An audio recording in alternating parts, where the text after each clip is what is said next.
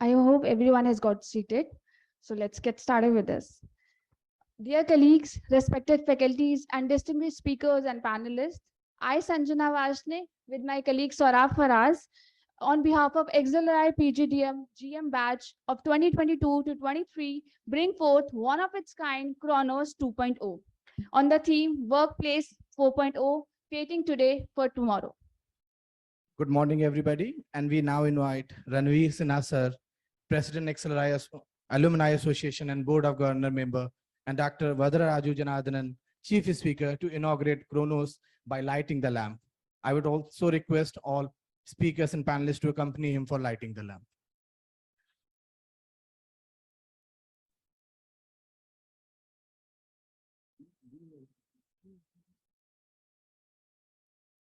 I would also request Dean, Administration and Finance, Father Donald, to accompany sir, please.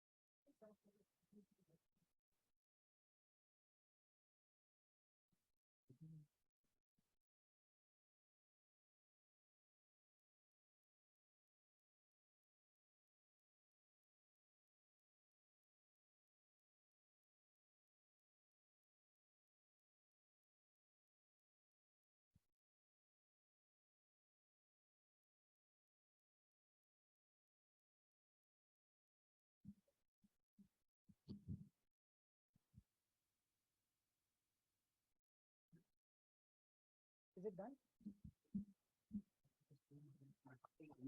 Produce them and call them to the diet.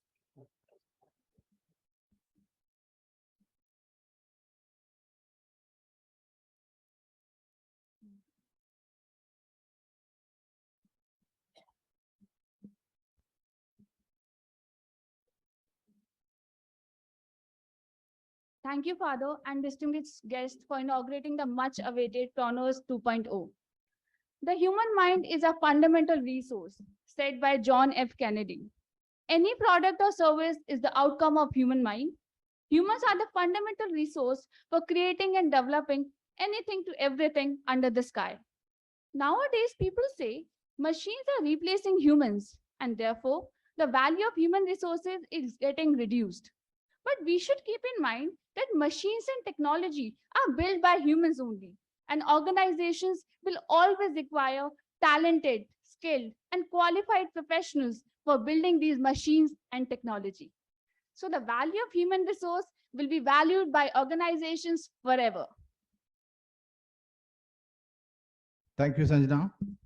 KRONOS aims to provide a platform for sharing the best industry practices and views on what strategies the organization can implement to navigate their organization through these turbulent times and make them future ready. Through a series of interactive panel discussions and keynote addresses by industry leaders, Workplace 4.0 is such paradigm shift wherein organizations are realizing the need to retain, nurture, and maximize the potential of their employees. The HR function has emerged as a strategic partner to the business to facilitate the future transition of the workplace.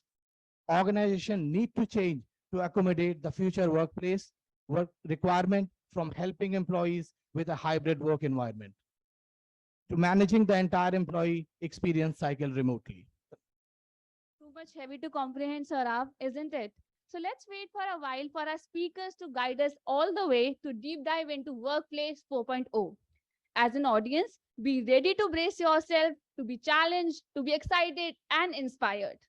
Saurabh, over to you for the agenda for today.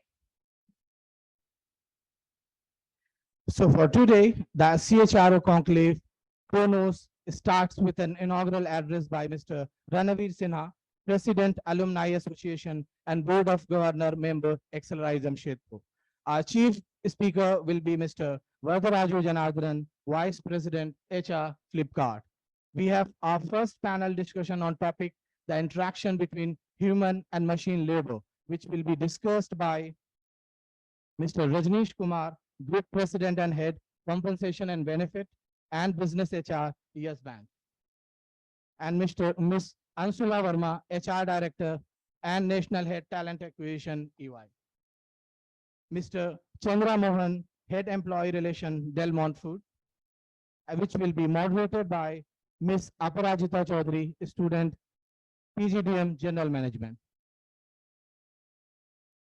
The second panel is titled Hyper-Personalization in HR, which will be discussed by Mr. Anand Dhruv, Associate Director, NTT Limited, Mr. Vinay Agrawal, Global Head, Business HR, Tech Mahindra.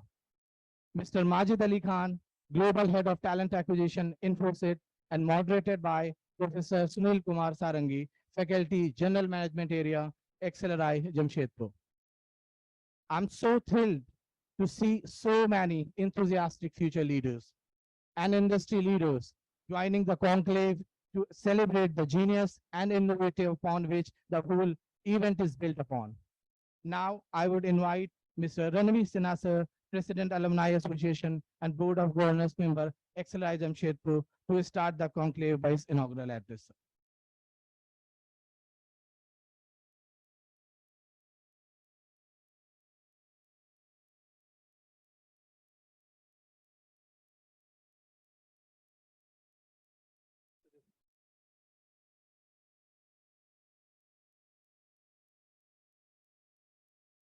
Do you mind if I do that?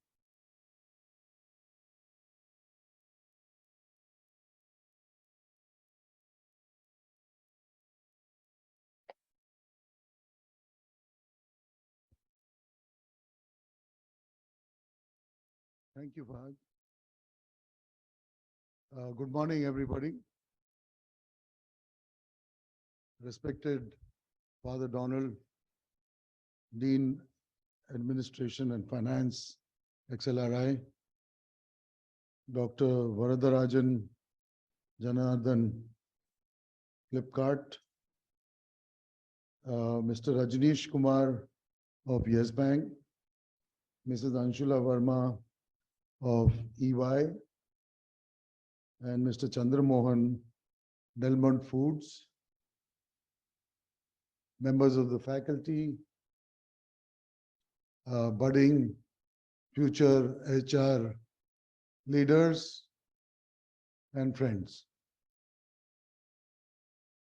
It gives me great pleasure to welcome all of you to KRONOS, the CHRO conclave, which is discussing Workplace 4.0, creating today for tomorrow. Couple of things I want to point out. One is that the subject or the topic is very, very apt today.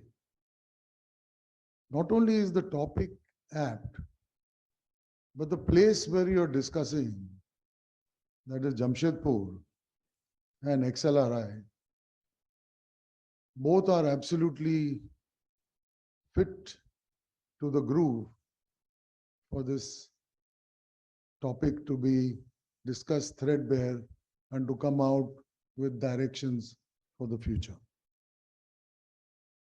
Now, reason why I say that Jamshedpur, the place where we are discussing this subject, is most appropriate is because many people consider Jamshedpur and the House of Tatas as the Vatican of HR practices in the country. Some people would like to call it the Mecca, but since we are from Jesuit background, we'll say it is the Vatican of all HR practices in the country. You must have heard very often that the Tatas were the first to introduce the 8-hour working shift, even before it was introduced in Europe and America. Tatas started Provident Fund even before it was legislated as an act. Tata started maternity benefits. And you know, diversity and inclusiveness, the seeds were laid at that time. There are many firsts which the Tatas have been pioneers in the area of HR. And the most important thing is that the Tatas, or rather Tata Steel, laid the seed for starting XLRI. Let me take you back with a little bit of history. In the early 40s, the Tata management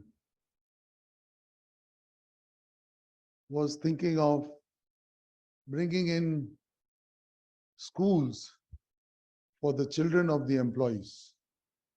Because Jamshedpur was in the middle of nowhere at that time. And when the steel plant started in the early 1900s, so facilities were being built and some ordinary schools started. But then the Tatas wanted to bring some high quality schools. So where did they go? They went to the Jesuits. Those days, Sir Jahangir Gandhi was the director in charge of Tata Iron and Steel Company. He himself was a Jesuit product. So he went to the Jesuit based at Calcutta, and Calcutta guided him to Patna, because Jamshedpur never had a Jesuit province in those days. So and he invited the Jesuits to set up a school at Jamshedpur. So the Jesuits at that time, the people at Patna were linked to the Jesuit community at Maryland in USA. And within a year, few Jesuits arrived by ship to Jamshedpur to set up a school. Today, that school, Loyola School, established in 1947, is celebrating its 75th year. I'm a product of that school, and I'm very proud to be one. When that school started, the Jesuits who came had previous experience in teaching in community colleges in New York and Washington and Maryland. Now, what are these community colleges doing? These community colleges were teaching workmen supervisory skills, labor laws, and how they can progress further in their jobs. So when these priests interacted with the management of Tata Steel, They introduced themselves, this is their background, this is what they have taught. And they said, okay, you're going to teach in school. Listen, but this is the thing that we need for our industry. This is what we need at Tata Iron Steel Company. Why don't you people start looking at something for our employees also? So at that time, the union was involved. There were very famous union leaders like Dr. Abdul Bari, Michael John, and then few people from manufacturing who got involved to form the core of a supervisory skills training course. And this supervisory skills training course slowly became a place where people were taught labor laws, people were taught contract laws, and ultimately,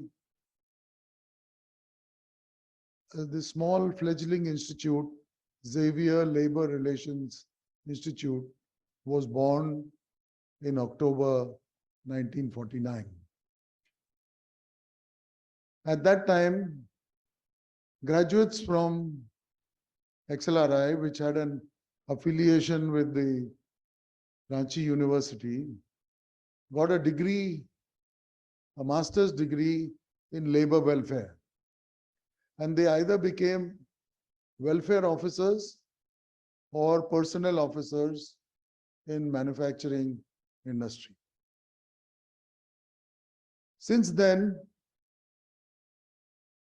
both Jamshedpur and XLRI have gone a long way.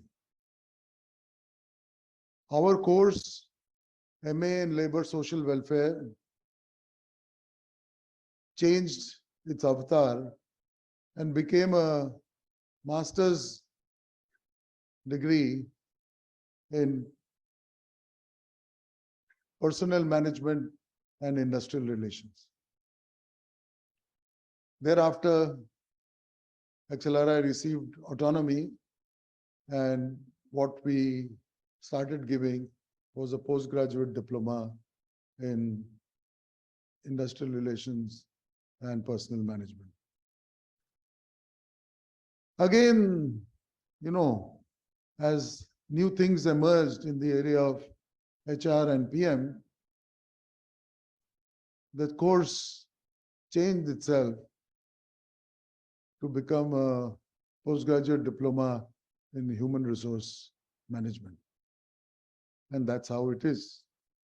And I'm very proud to tell you that this institute has produced some of the topmost HR executives, not only in the country, but elsewhere too.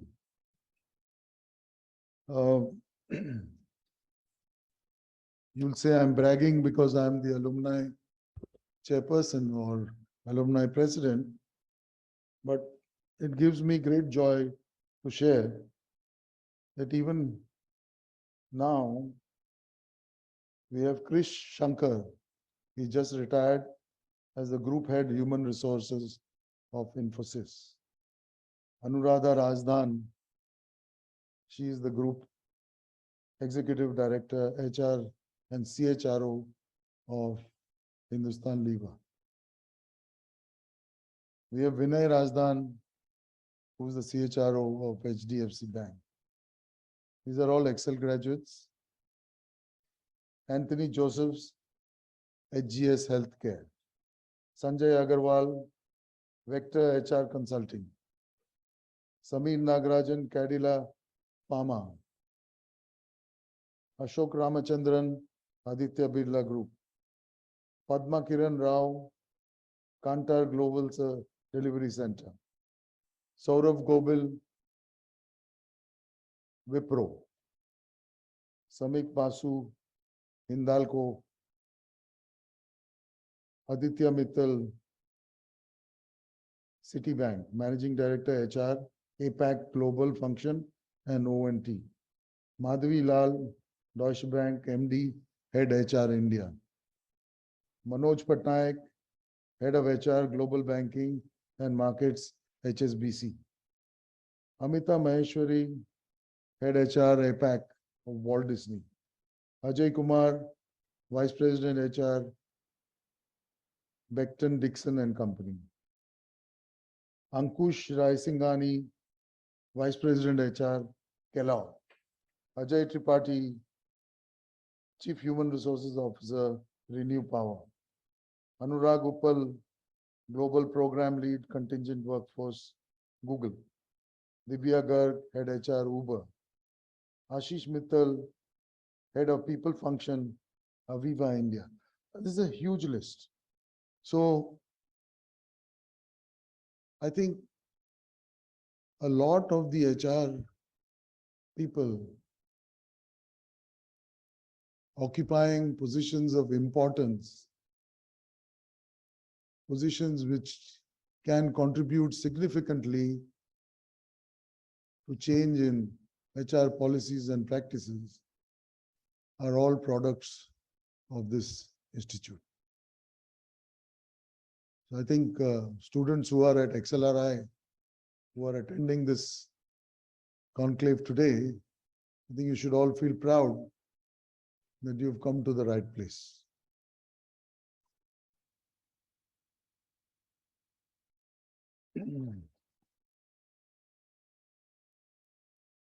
So I discussed that Jamshedpur is the Vatican of HR practices.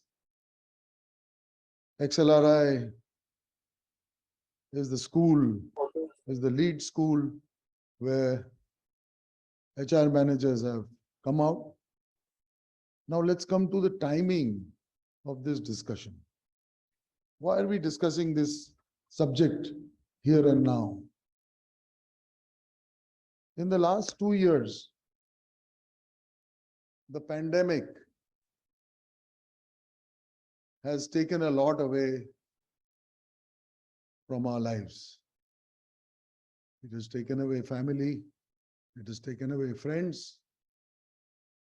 It has taken away a lot of space and time that was occupied for our workplace and has transferred the same to other places. There's been a paradigm shift in our style of working. Now we are all very comfortable sitting in front of a computer, dressed in our Sunday best shirt and shorts underneath, talking, yakking away with various people in different places and trying to solve problems and continue with our work. Technology has played an important role. You're either on Microsoft Teams or on Zoom or on WebEx or etc., etc. And you're basically communicating, talking, getting things done, but all remotely. So this kind of work or this kind of work culture is a significant change over what we were all used to. If there was a need to interact with somebody, instead of shooting off a WhatsApp message or making a Zoom call, I could just walk across to Father Donald's room and have a chat with him on, what needs to be done and how we can do it. Today, the same thing is on a different platform. So what has happened? Interactions, personal interactions, one-to-one interactions have all taken a backseat. So what is the result? The result is that, let me give it with an example. I play golf regularly. As a matter of fact, I played 9 holes in the morning and I then came for this function. When you play golf, you know your opponent, his way of thinking, what he is likely to do, how he will move.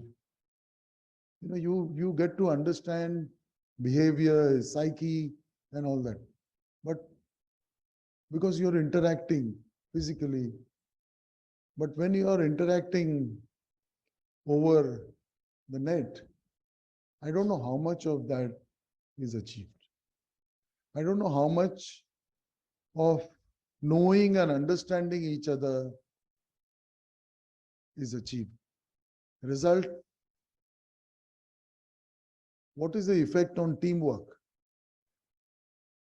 What is the effect on aligning the entire organization towards one goal?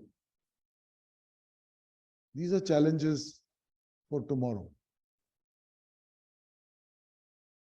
Fortunately, now that the pandemic has taken a little bit of a backseat, I'm told again China there is a lockdown. I'm not very sure, but I picked up somewhere that China in some cities they put a lockdown because there is a new variant. But hopefully today we have learned to live with the virus and we are getting back to our workplace in a slow and steady manner. But as we want to get back to our workplace, I discussed with many of my CEO friends. They say the workforce doesn't want to come back. It's a big challenge. Maybe this could be a topic for discussion on what model of working do we need to follow. I know my daughter is working in UK. She works for an advertising company. She's a senior executive there. But she says that we have taken a hybrid model. We go into office twice a week.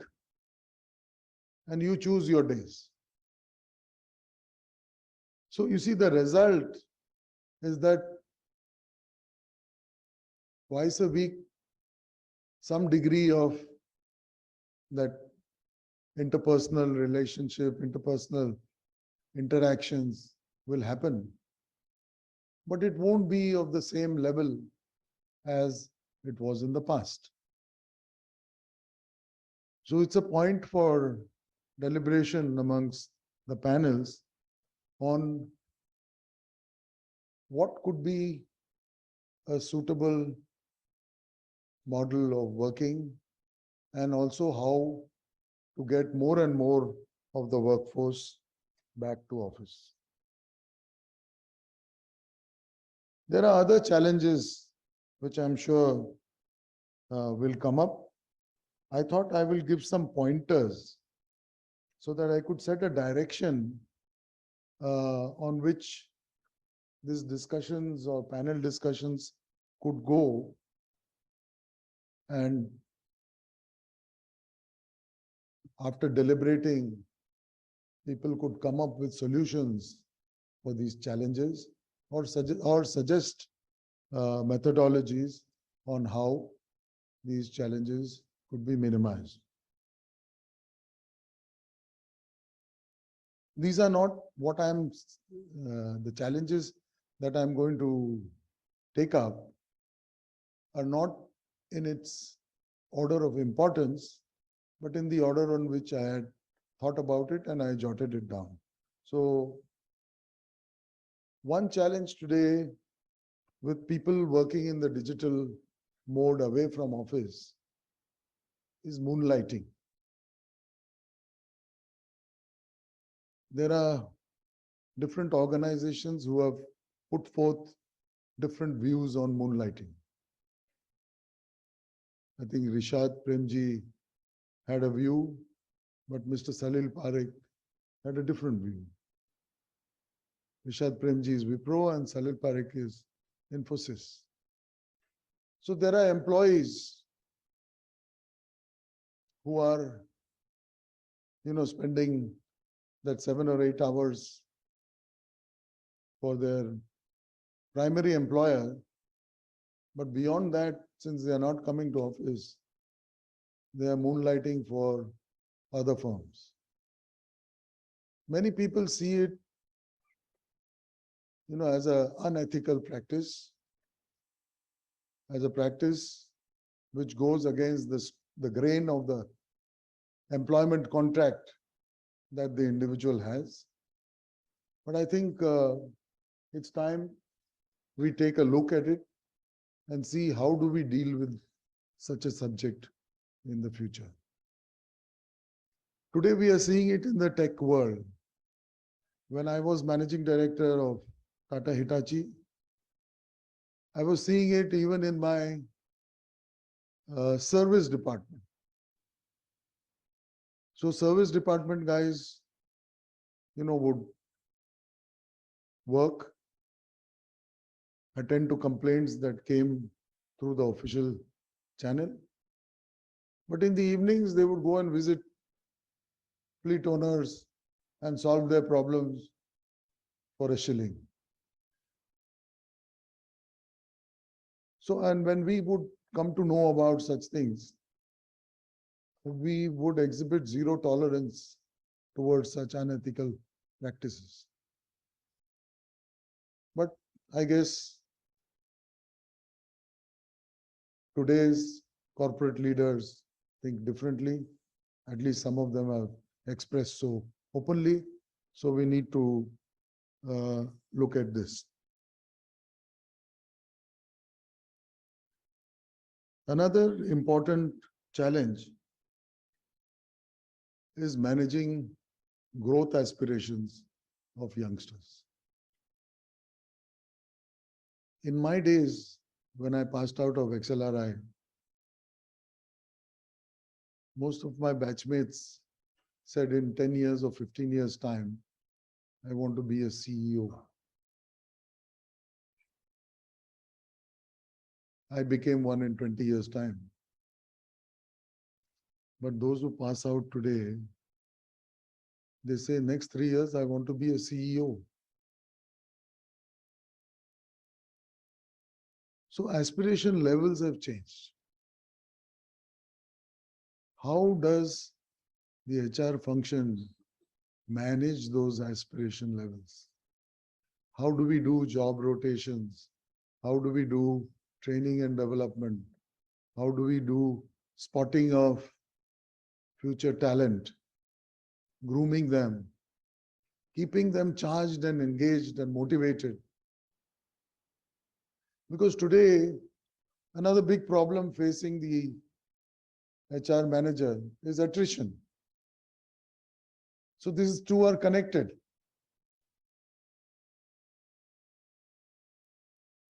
In BFSI, I've seen that average service levels is 3 to 4 years. When it comes to telecom, if somebody serves 1 year, he gets a long service award. It's as bad as that. People just keep switching, a little hike, a little jump. People want to shift gears, move on. People don't get firmly rooted in any organization. And that's a big challenge. Let me take my own example. I passed out of XLRI. I was picked up by the greatest man manager India has ever produced, Mr. Rusi Modi. I had an opportunity to work closely with him and various other industry leaders. And in 20 years' time, I became a CEO. And I retired as a managing director of a Tata Group company after working with them for 38 years. Of course, people will say you're dated, you're archaic, you're not from this world, you're a Martian. But the longer the employee remains in the organization, the more he delivers to the organization. It's a golden rule. Please remember that. The challenge is to keep them charged, motivated. I kept changing functions, jobs, areas in a designed way done by the management. Every 3 years, I was put into a new position in a new place. Sometimes I was in construction, sometimes I was in manufacturing, sometimes I was in marketing, strategic planning, and I moved on to ultimately become a CEO. So, big challenge. Some thought needs to be given to this area on how to increase the period that people are spending or staying in the company. Of course, today avenues are much more, growth opportunities are much more. So people, if they are not satisfied, they leave. But still, we have to find that point where both organization as well as the individual can gain. Coming back to this same subject of attrition, and one is on talent excellence. We need to look at how talent is managed within the company. Identifying talent. Nowadays, there are many methods of identifying talent, not just performance, but behavioral workshops, etc. Competency testing, all these can identify possible talents. Of course, they have to be backed by performance. And then once you identify talent, you chart their growth path, do their training development and grooming for producing leaders for tomorrow.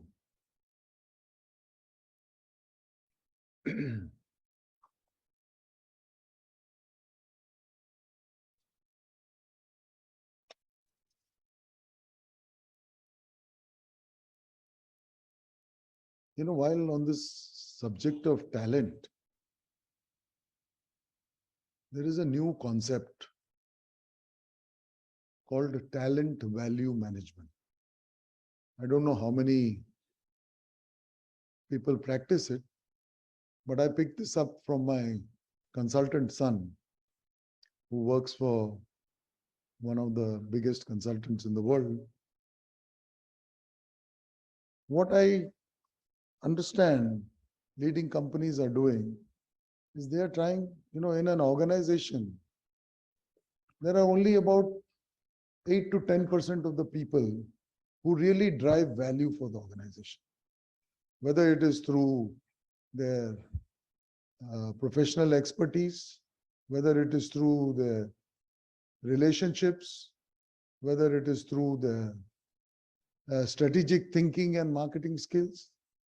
But majority of the people in the organization are followers. So it's those 10%, who really bring the business, or they bring the meat for the organization. The balance 80% are just running after tasks, getting them done. And of course, as per the normal bell curve, the last 10% are the laggards. So now talent value management looks at how do we nurture that 10%. So talent excellence, talent value management, all these things probably could be pointers for the future, for organizational success and organizational growth. And maybe this conclave could discuss, on ways to take this forward.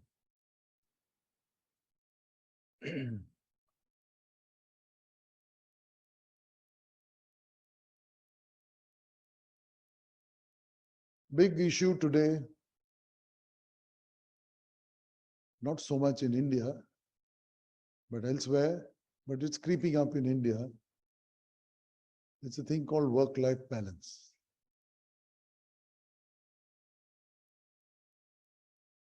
So I don't need to discuss this subject.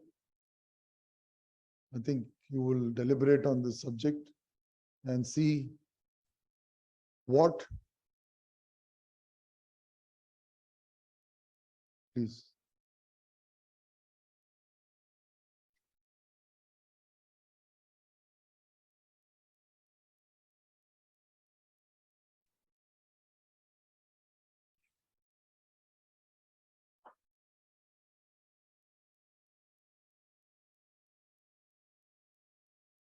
So work-life balance is an issue which has taken a very strong position in other countries, but it's slowly creeping up in India. And we also need to look at what we need to do for our employees for better work-life balance. I know in other places, people switch off their mobiles during the weekend. After office hours, they don't pick up the phone. So I think that's going a bit too far, because here, when we are on the job, we are on the job 24/7. But that also is not good. So we need to find a middle position where people are able to devote quality time to the job and the family, and even for their own well-being. Because a healthy employee is a productive employee. So it's in the interest of the organization that we look at what we can do for improving work-life balance.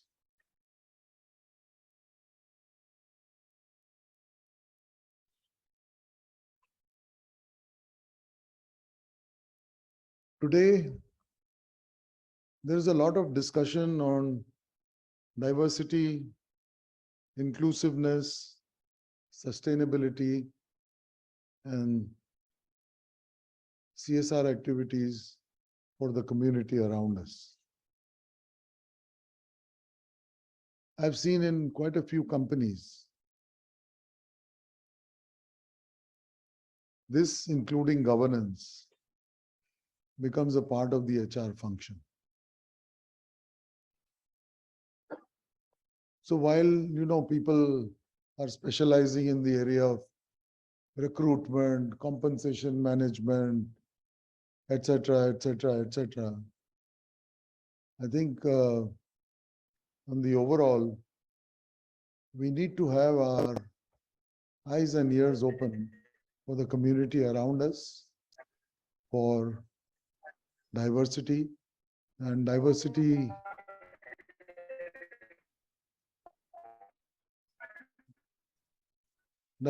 is just not limited to,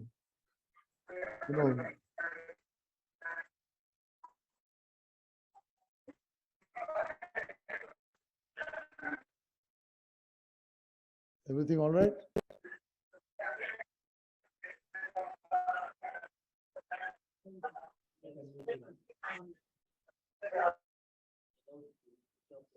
Can you please switch off?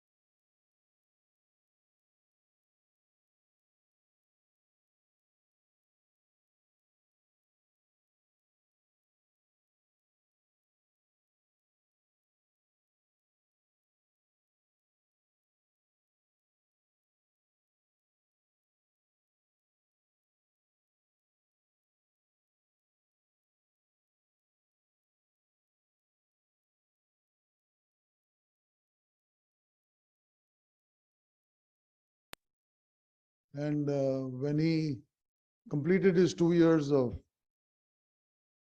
training, he wanted to join the Community Development and Rural Services Department, an IIT Kharagpur engineer. So, prime example of a corporate which really took great measures in improving the lot of the community around them.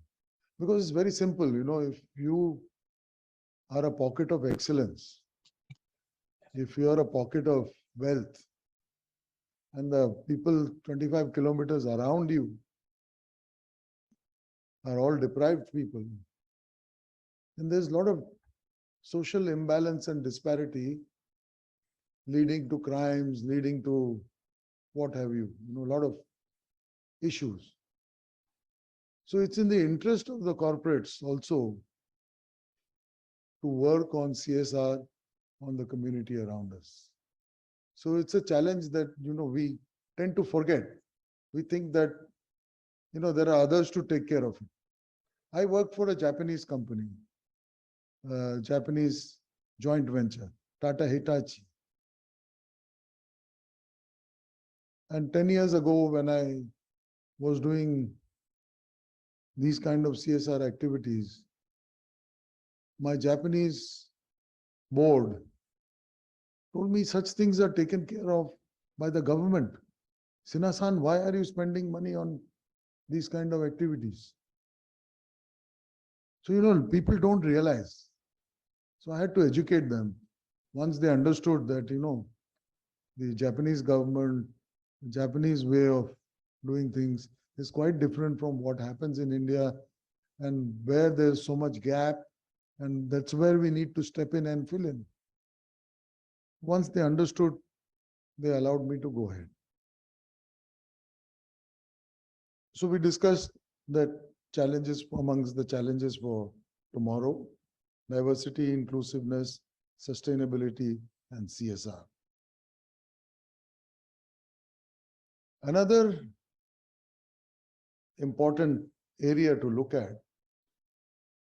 is that in the last 15 or 20 years, all HR practices, all innovations in HR have been mostly in the area of white-collared workers. And no fault of anybody. The services industry has been growing so rapidly in India. It's been almost growing at 20-25% CAGR every year. So most changes, most innovations in HR and HR technology have come in the area of services. I think it's time that we take a look once again at the blue-collar workers. Because with manufacture in India, with the PLI schemes, India is going to become the factory of the world. Everybody is going to manufacture in India. Already all the auto majors are here, though one has just gone back. But the telephones, mobile phone people are coming, chip makers are coming, tractors and motorcycles are already, India is tops in that. So I think the HR leaders need to look at, what innovations, what changes, what improvements we can bring for the blue collar people in the blue collar area. So that is another challenge. Now, when I'm talking of blue collar, most HR and IR managers are very, very wary about dealing with unions. Handling unions is a big challenge.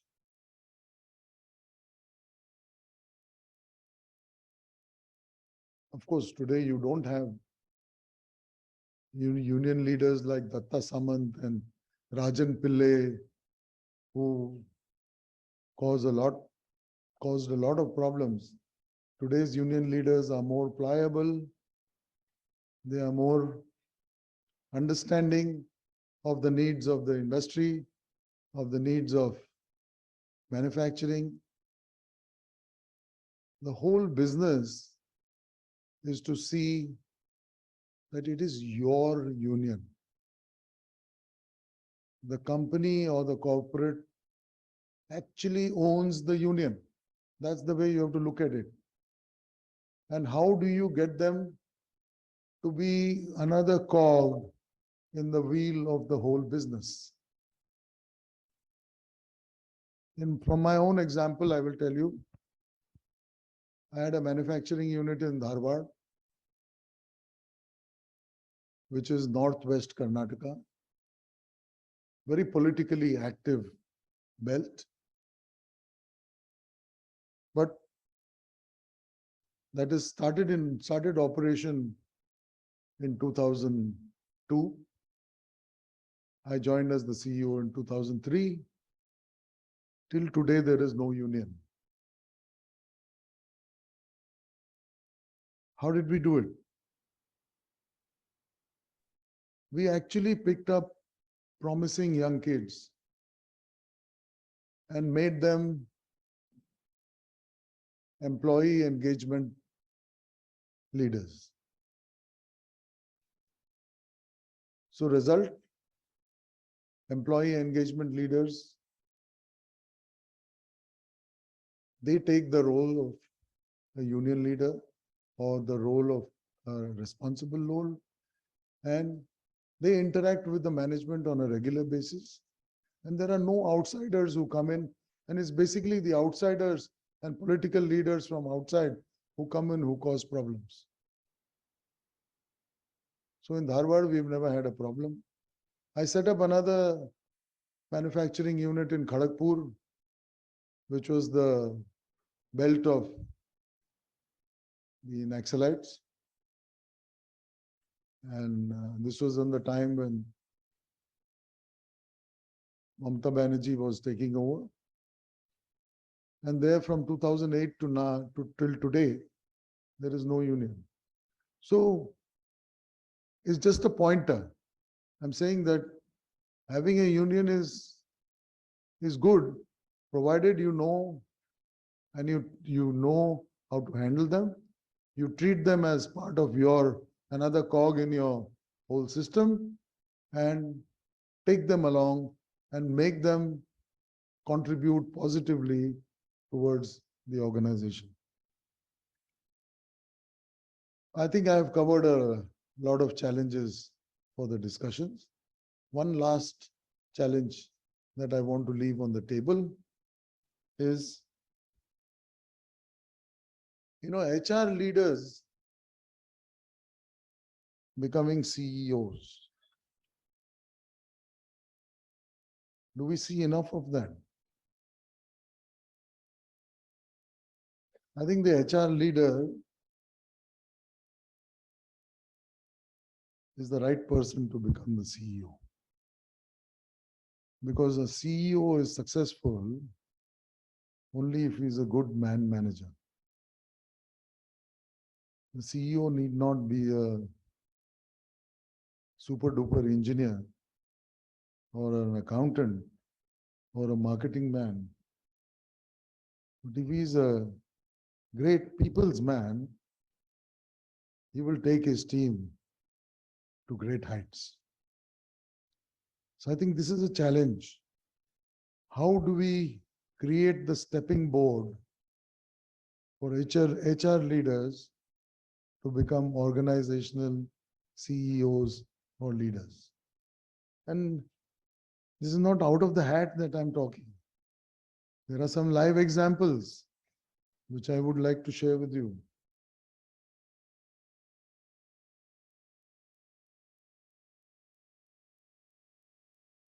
One example which comes to my mind straight away is a lady called Leena Nair. Leena Nair, Excel graduate, batch of 93, no, 92, batch of 92, CHRO, Hindustan Lever, CHRO, Unilever, now CEO of Chanel. I think if she had stayed longer in Unilever, she might have become CEO of Unilever. Mr. Pushp Joshi, Chairman and Managing Director of HPCL, another XLR, PMIR 1986 batch.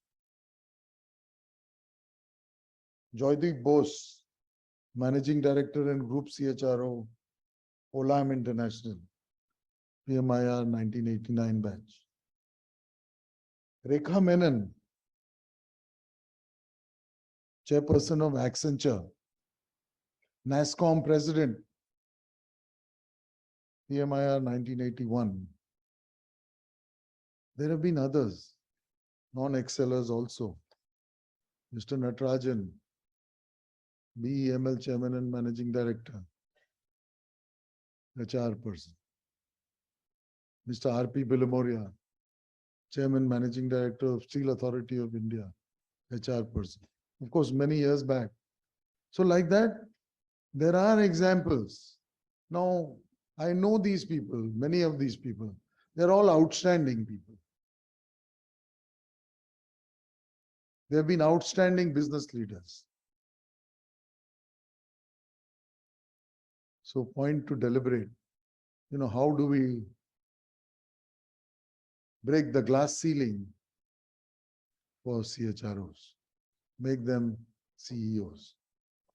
With these few thoughts, I would like to close my address.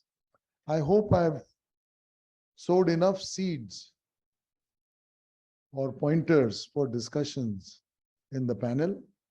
And I wish the panelists and all the participants good luck. And I am sure you will come up with novel solutions and ideas for the future. I look forward to reading the same when the proceeds are ready. Okay. Thank you. All the best.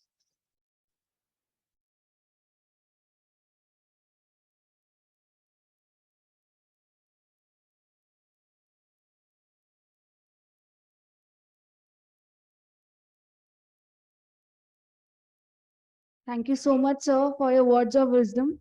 We are and will always be proud of being excellers. Now, I would really request Father Donald to present a memento to Ranavir sir as a token of gratitude from PGDM GM batch.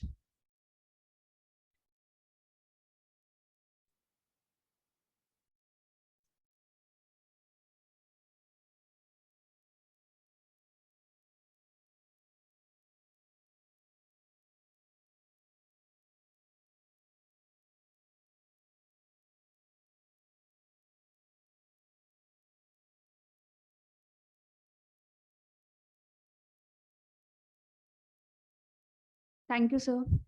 Next, I would like to invite Dr. Varaduraju Janardhanan, sir, Vice President, Human Resources of Flipkart.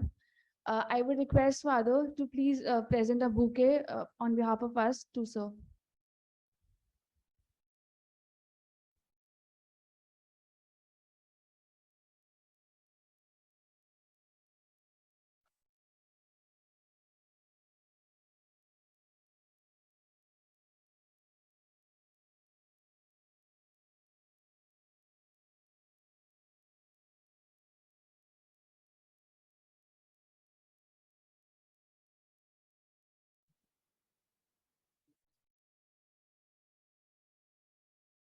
Mr. Varadraju Dhanardhanan is a seasoned global HR leader with over 26 years of industry experience. His work in human capital development spans large structured, matured multinational corporations and global startups that are solving for scale. He has a triple master's degree in chemistry, HR, and marketing management. He has recently received the Global Top 24 HR Influencers Award by Refine EX and multiple other awards. His contributions are not just restricted to building organizations for scale, but also contributing back to the larger HCM and student community. He is also a certified executive coach and coaches early stage tech startup founders for scale. Over to you, sir. Welcome.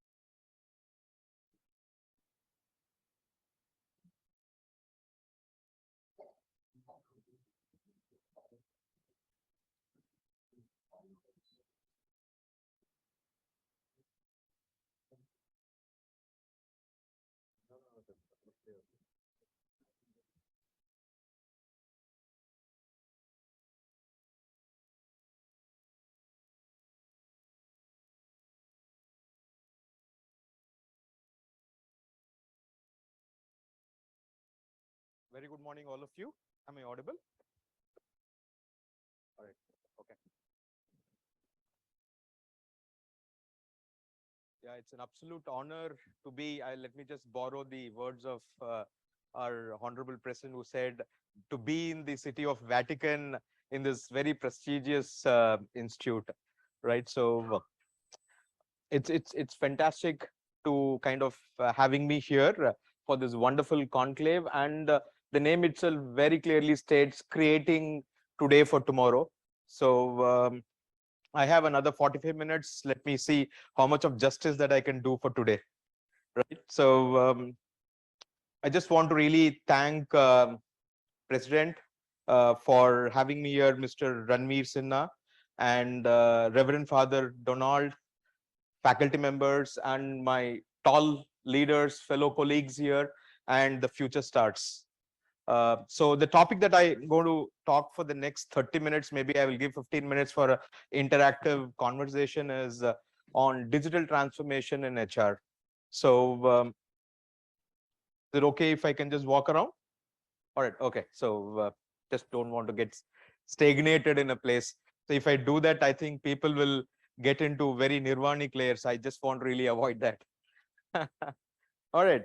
So it's a simple presentation in terms of, we will see like what's the digital transformation in HR, right? So what's a perfect recipe?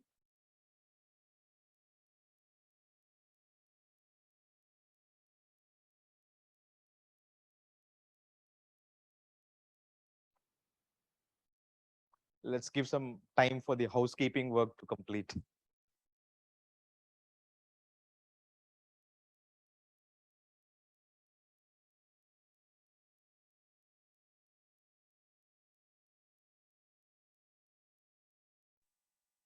Yeah, I just wanted.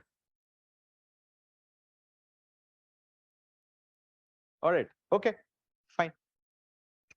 So I also have interesting 3 case studies in the digital transformation, not just only touching Flipkart, but other promising startups, what they're really doing.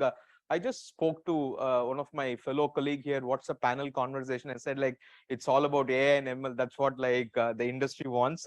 Let me also try to really do a little bit of a justice around it by doing what is digital transformation in some of those HR platforms, right? So moving on. The perfect recipe for a digital transformation, the first, that is purpose, right? So let me just give an example of Flipkart, right? So from the days of inception, the purpose statement is pretty clear to all of us. Maybe nuances have really changed. What is the purpose of Flipkart? Is transforming the shopping experience of every Indians by providing affordable value and also through e-commerce. So that's pretty much. So now anybody wants to really associate with transformatory work, with shopping experience, or for that matter in providing great value for individuals, they would naturally come together, right? So that's what is all about. So in fact, all our innovations, all our solutions are pretty much centered around the consumer. It's a very, very consumer obsessed organization, right?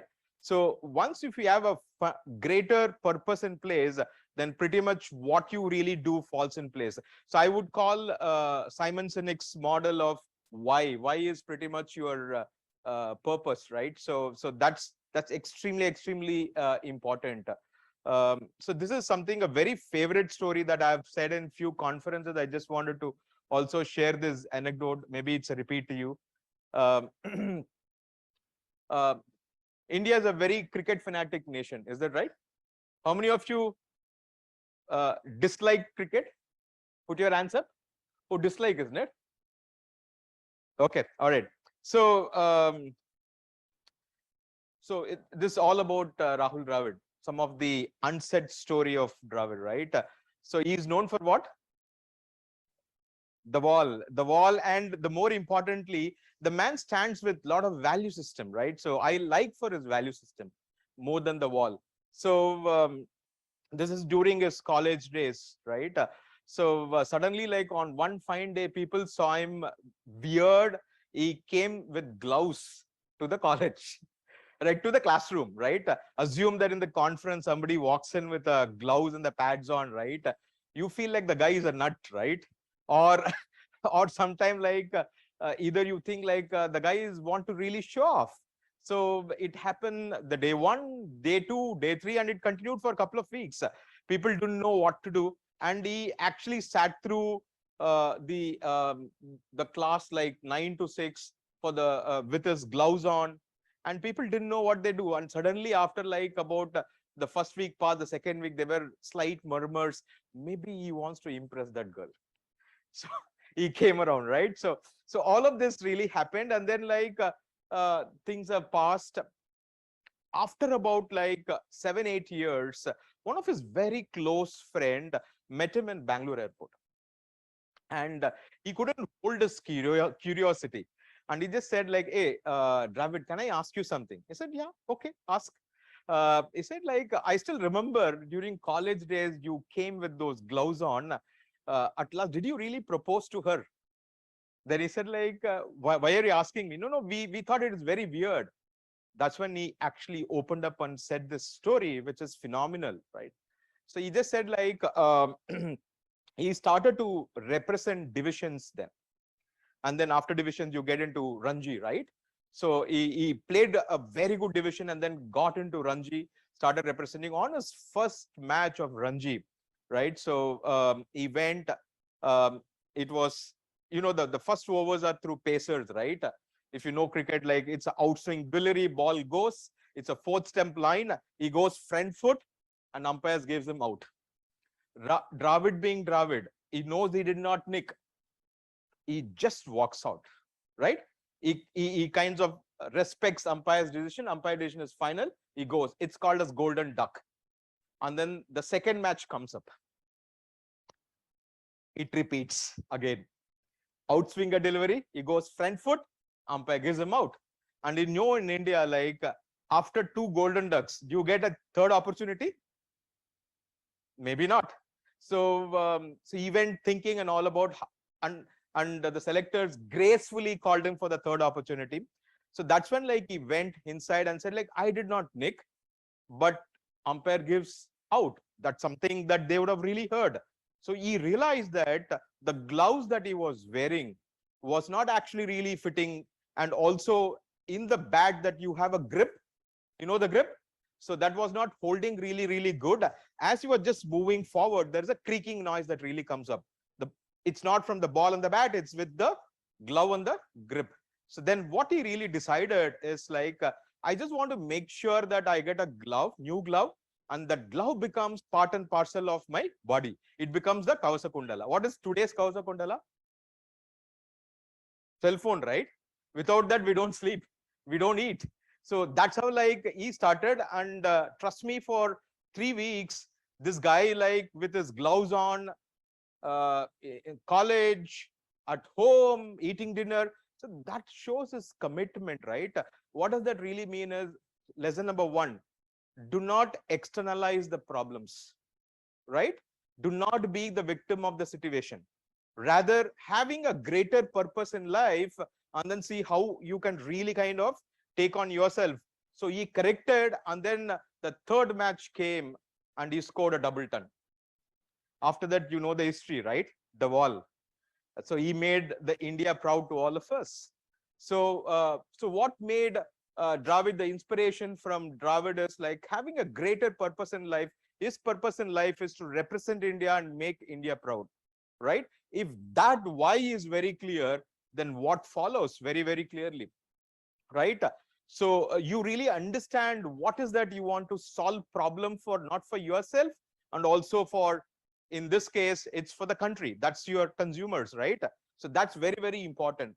And therefore, you connect the dots and you really adopt. The connecting of dot is between the glove and the grip, right?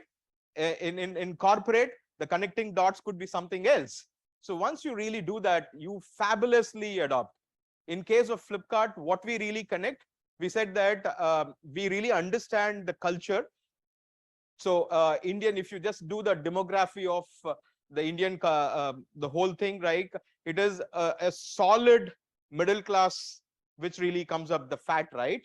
And what really people want here? So they want a moon at the cost of the sand. Is that right?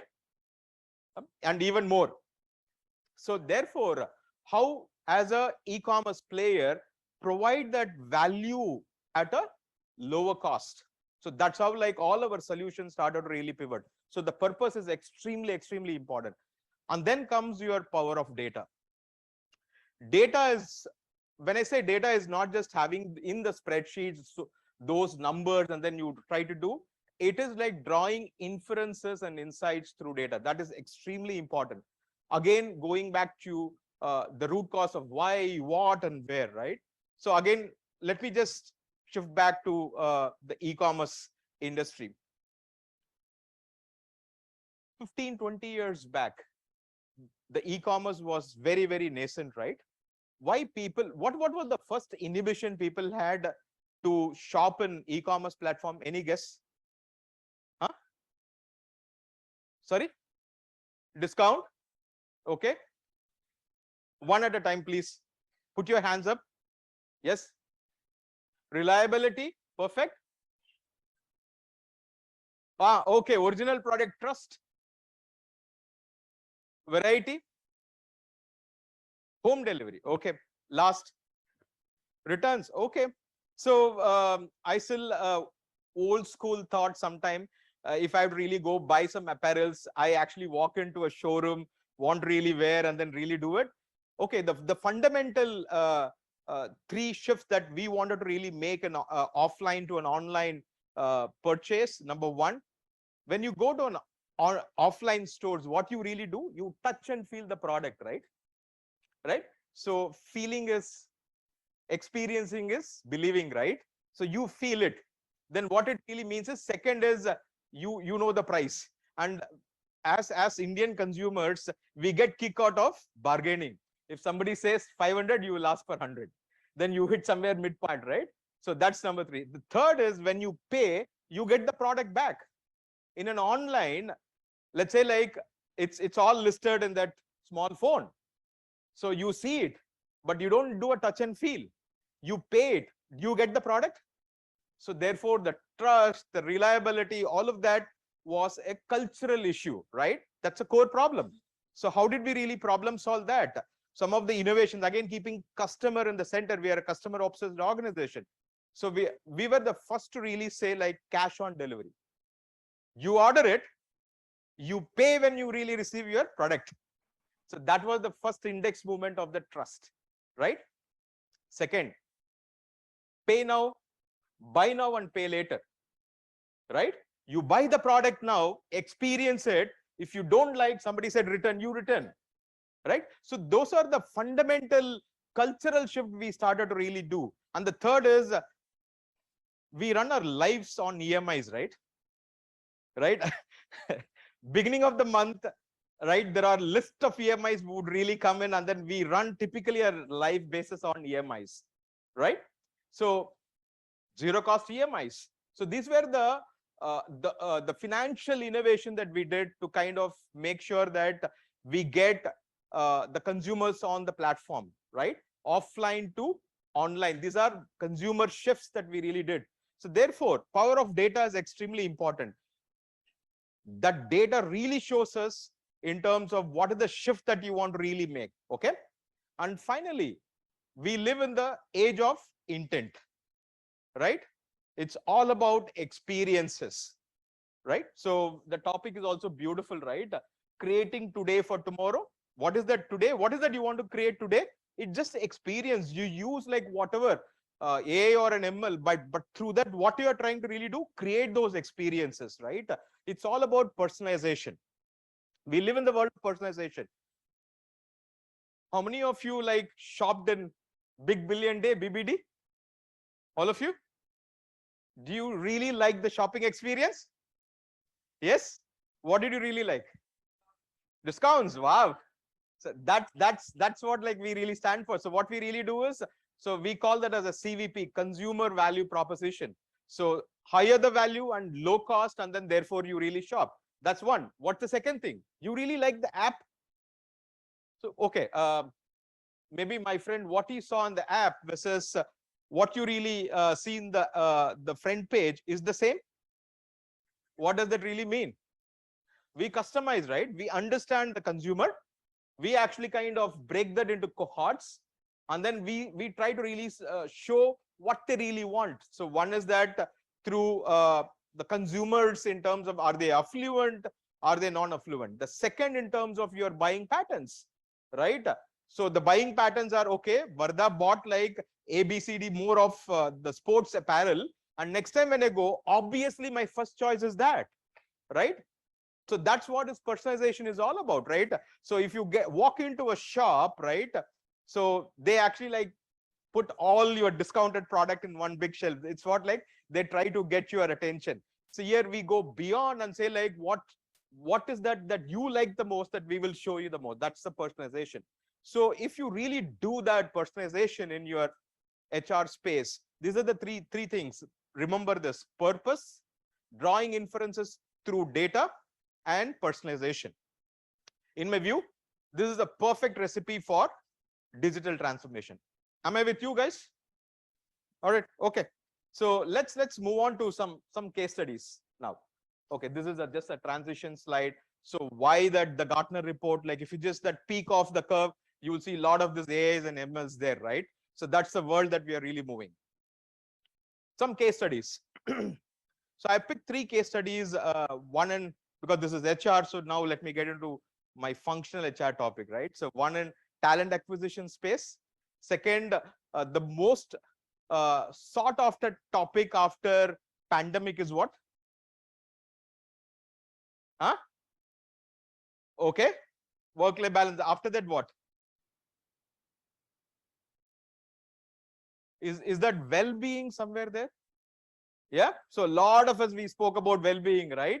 So that's one case study that I've really picked. And then the last is, I thought this is it's a learning organization, is this institute. I thought I will get into a learning management solution. So 3 different ones. Okay. Let's spend about 5 minutes each, and then I'll open up for questions. Okay. Have you seen this funnel before? Okay. What is that? Recruitment funnel. So by seeing this, what are your thoughts? Quick thoughts. You see a lot of candidates on the top of the funnel, right? So that's your market. And then when finally the organization, they really kind of recruit, that thousands become like 2, right? The biggest challenge today that we really find is that people have mastered in writing their CVs. Our experience. My fellow panelists can actually, like, they can vouch. They really mastered their art of writing CV. Therefore, how do I really shortlist a CV if I'm a recruiter, right? A lot of you have come from TA background. Anybody from TA background? Talent acquisition?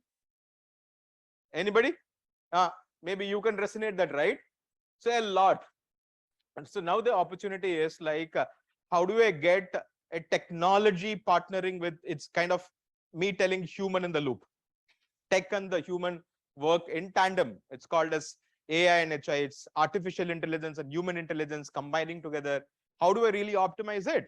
Right? If you just look in the recruitment funnel, almost like the data shows 30%, let's say you spend 30 days to release an offer, almost 1/3 of your time goes on sourcing, screening, scheduling, all of this.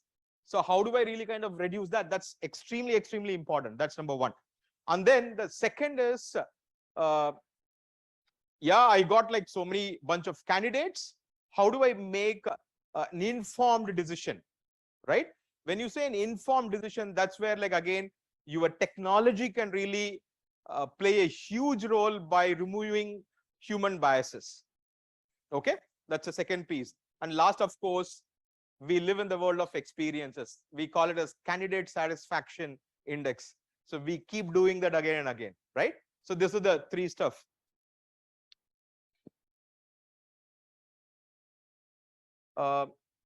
If you just see, I told you that top of the funnel that we spend almost like 1/3 of our time, right? So how AI and ML can make our life easier? So there are tools today, they can actually like map what you really want and then work with your recruitment medium. It could be whatever, it could be your Naukri, LinkedIn, or any of your social platforms, and it can accurately give you what you exactly require. It actually takes away the human intervention. I think Mr. Ranvi spoke about diversity, right? And diversity is becoming a big index in every organization. When I say diversity, it's not just the gender diversity, but also like all forms of diversity. We call that as slate, right? In the top of the funnel, how can you really kind of identify those sets very clearly, and therefore you can just get it down. So fundamentally, some of those your recruitment engines built on ML can actually get you that, right? And the second piece is, how am I really using those data in making appropriate call? Let me ask you a question. Do we hire for knowledge or do we hire for attitude? Why? Huh?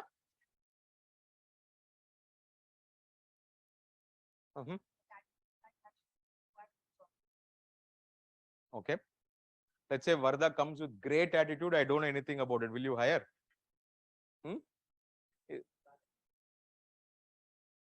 It's a good mix. We don't know that. See, of course, like attitude is most important. The same time, your knowledge is also extremely important in that recipe that you need to really find. How do we really find? That's where we get caught. Most of the technology organization, they pivot too much into technical competencies. And there are organizations where they really balance. So we'll have to really figure out what is that perfect recipe. So again, you have your technology that really helps you. And finally, your candidate satisfaction index, right? So I keep telling people that that all our TA folks in the organization, that I tell them that you are the uninvited guest in people's home. Why are uninvited guests in people's home? Is fundamentally because we are transforming their careers, right?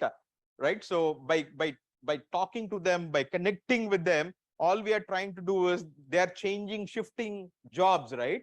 If you're shifting jobs, it's not just you are impacting that individual, but the entire family. So therefore, if you are a guest, you will be so very honest with your guest. So you will provide the right set of data, and also like you will be extremely transparent about the process.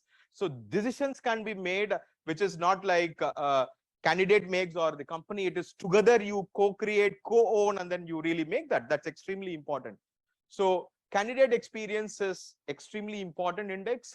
And we treat, if you treat candidate as your customer, I think an organization can build greater brand. In all the three problem statements, I think tech plays a major role. Again, the last line that I keep telling, can the touch replace tech? Not. Can tech replace touch? No. So it's like tech and the touch are the two sides of the same coin.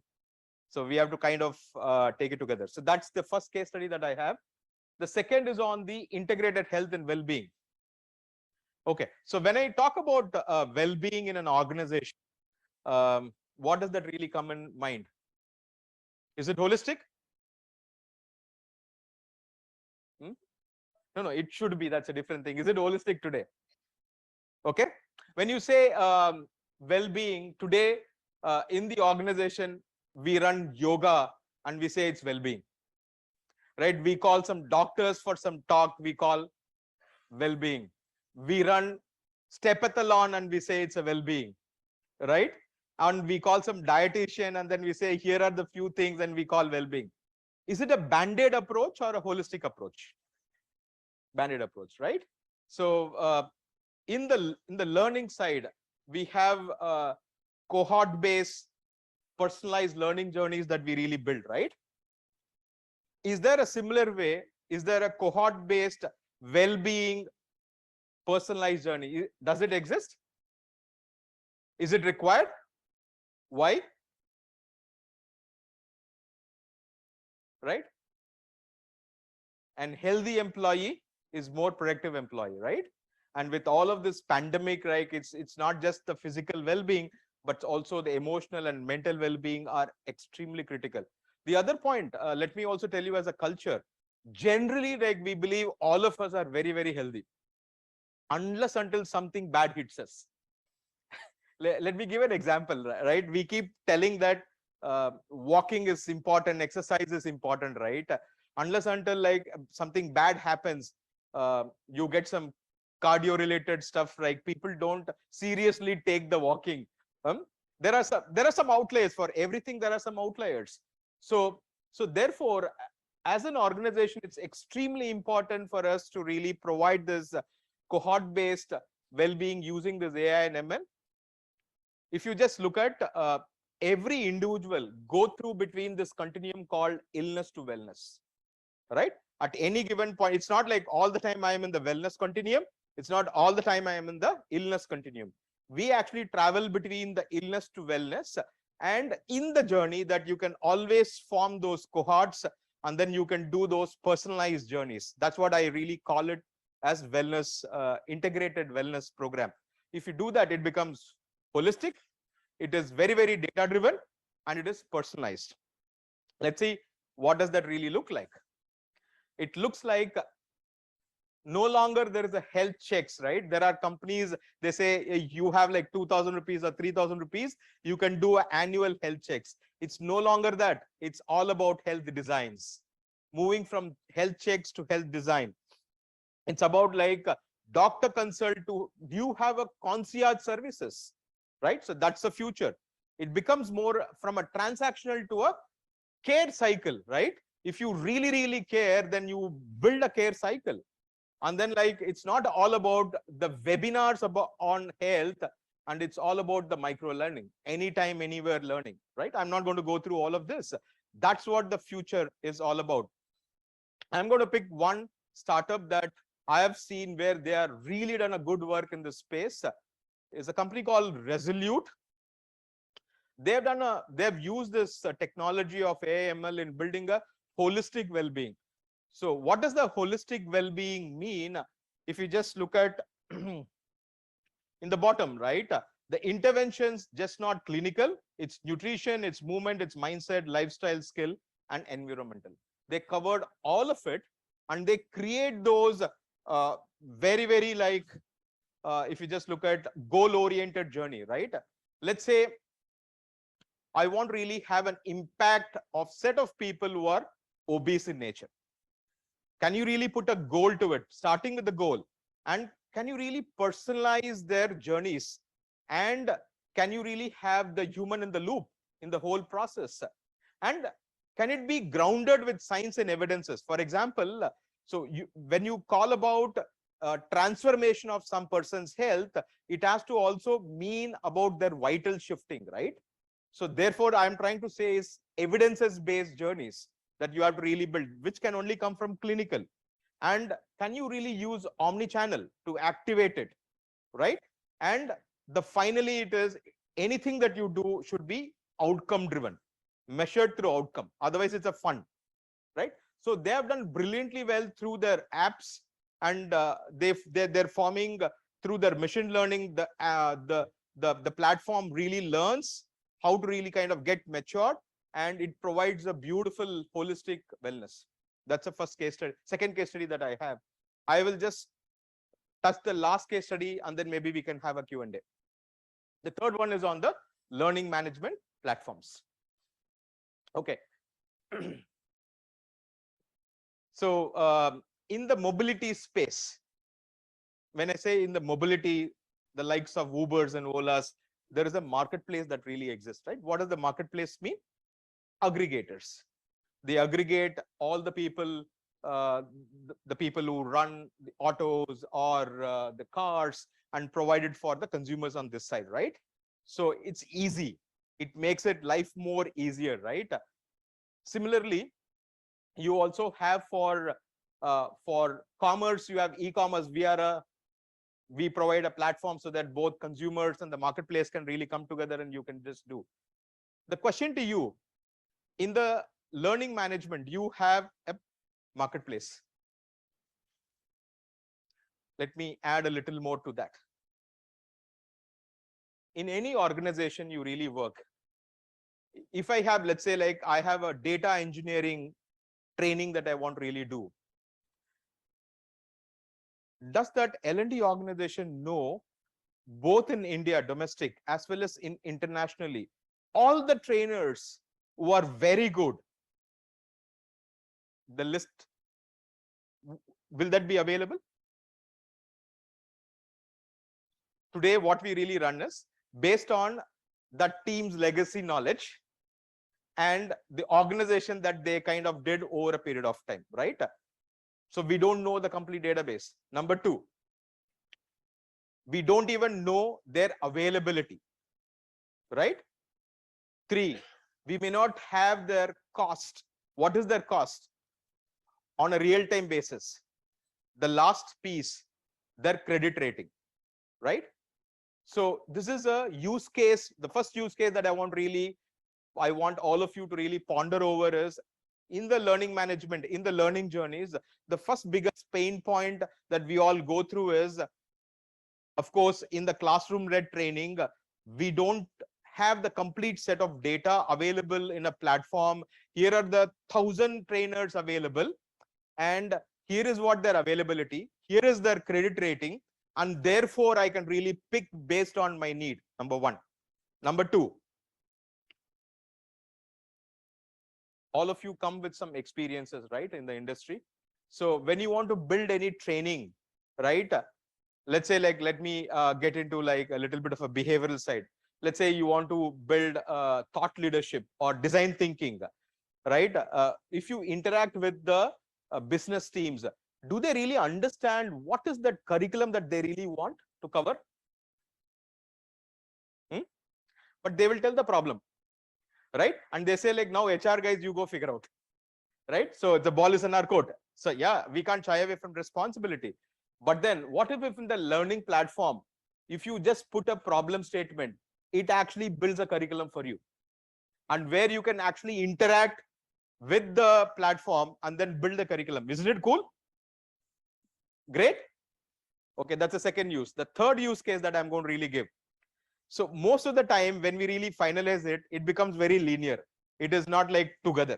For example, the vendor interacts with the L&D team, or the vendor interacts with the business team, or the vendor interacts with the procurement team. Is there a way that all of you can come together in a platform and collaborate and co-create? We don't have. What if you really have? Life becomes so easy, right? So these are the three cases. And finally, the very, very painful, I know like my colleagues here, they can really understand. At the time of invoicing, procurement team will come back and say, I need 3 quotes. God knows, I know why they need 3 quotes. We would have picked the best of the best trainer. They say, no, I need 3 quotes, right? So otherwise, it's going to be really stalled, and they won't really negotiate, make it more efficient, right? So if the platform, why not 3 quotes? There are 100 quotes. Go have fun, right? Do it. Isn't it solving the problem? And we don't have to really chase for invoices, where it is going, when it really connects. Is the fourth use case, right?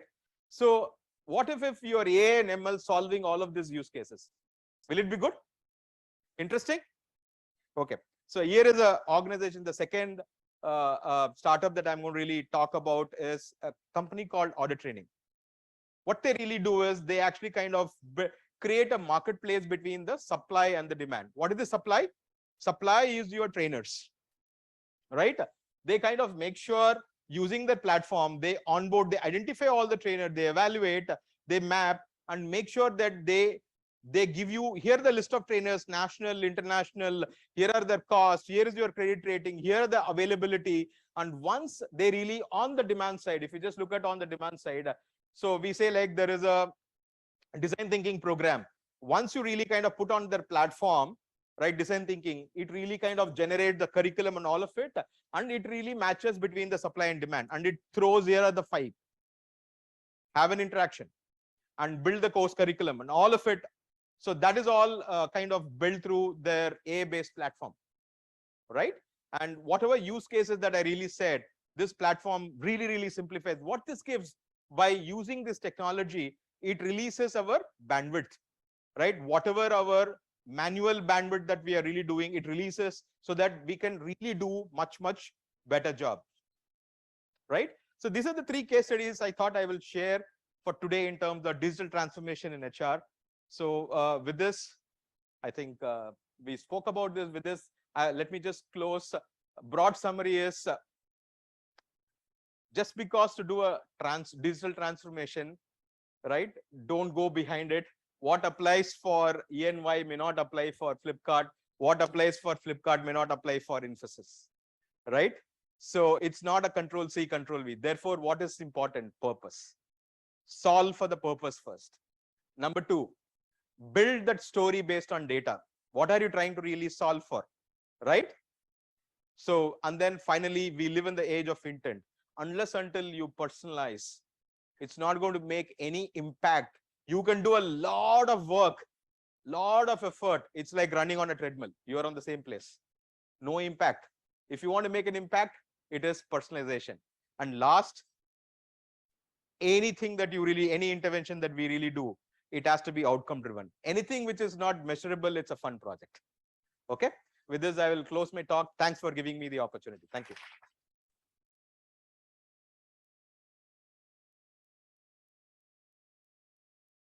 I can take any questions if we have time. Yes, sir, we have time. Thank you so much for your illuminating words. Especially the case studies were really helpful. Now I would request to raise your hands in case you have any questions. Uh, I think, Yeah. yeah, Bharat. One there. But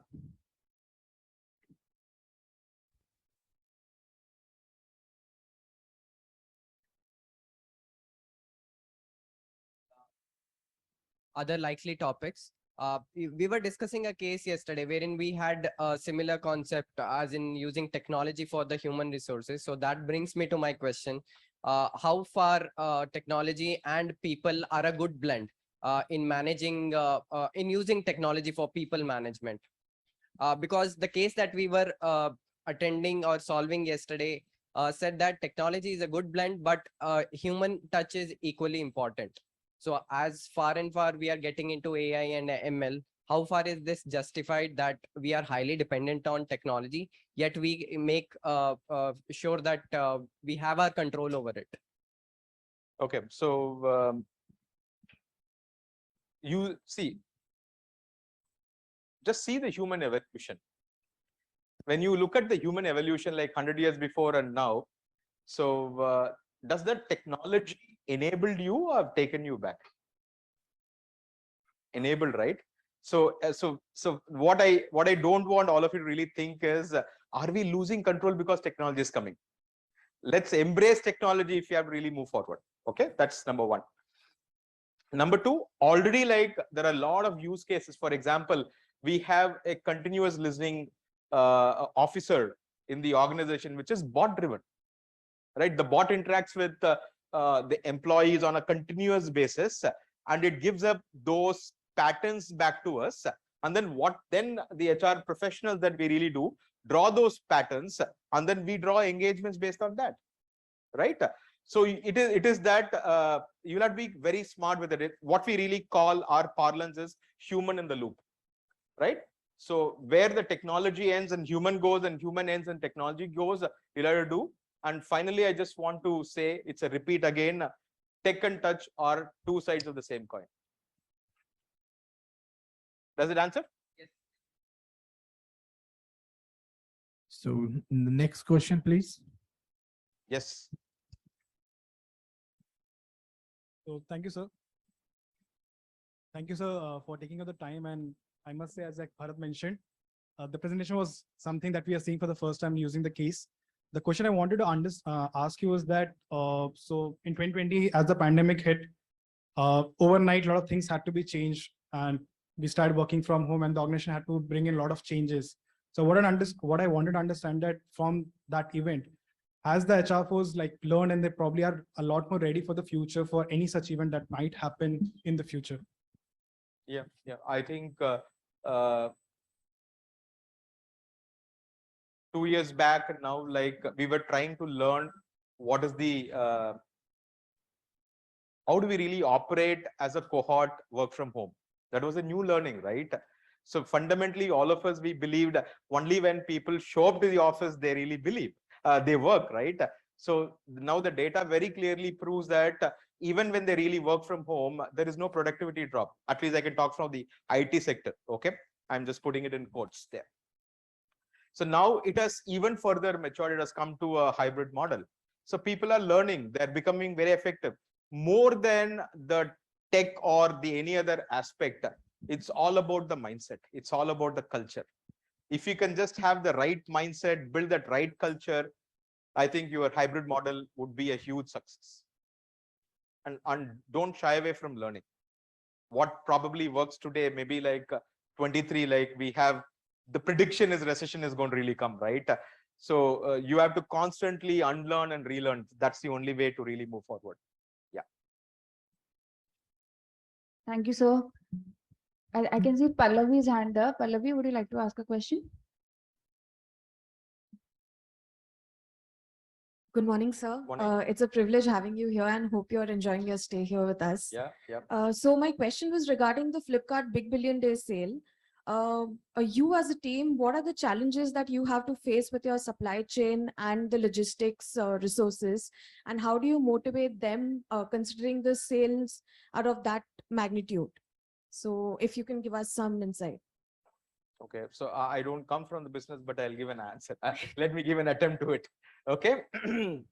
uh, all of us, we know that because of the uncertainties in the West and the war that is really going, right? There is a supply chain volatility that we are hitting. So the two countries which actually like are kind of major providers of supply is Taiwan and China, right?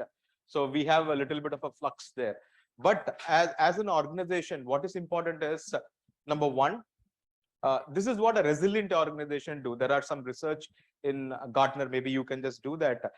What resilient organization do is they commit before the downturn. The downturn could be a recession, a downturn could be an uncertainty, right? So what does that really mean is you become far more agile and you kind of started to embrace those changes and build your newer norms. So that's what like we have been prepared. If it is a big billion day that really happened now, it's not that we started it now. Planning happens like 2 quarters before, right? It's all about strong planning. Number two, of course, when you have a huge supply chain issue, what is inevitable is your CODB, which is cost of doing business, goes up because your supply costs going up, your inflation is high, right? So then how do you really kind of still provide value to the consumer? That's when your partnership with the brands becomes extremely critical, right? How much of brand can actually like get that consumer-centered approach and then still provide value? It's not like you are fighting the battle all by yourself. How can you really partner with them?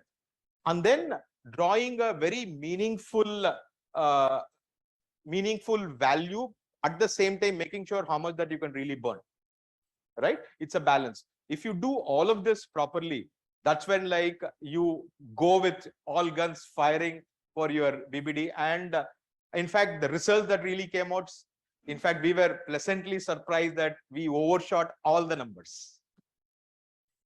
Yeah. Thank you, sir. Yeah. It was really helpful.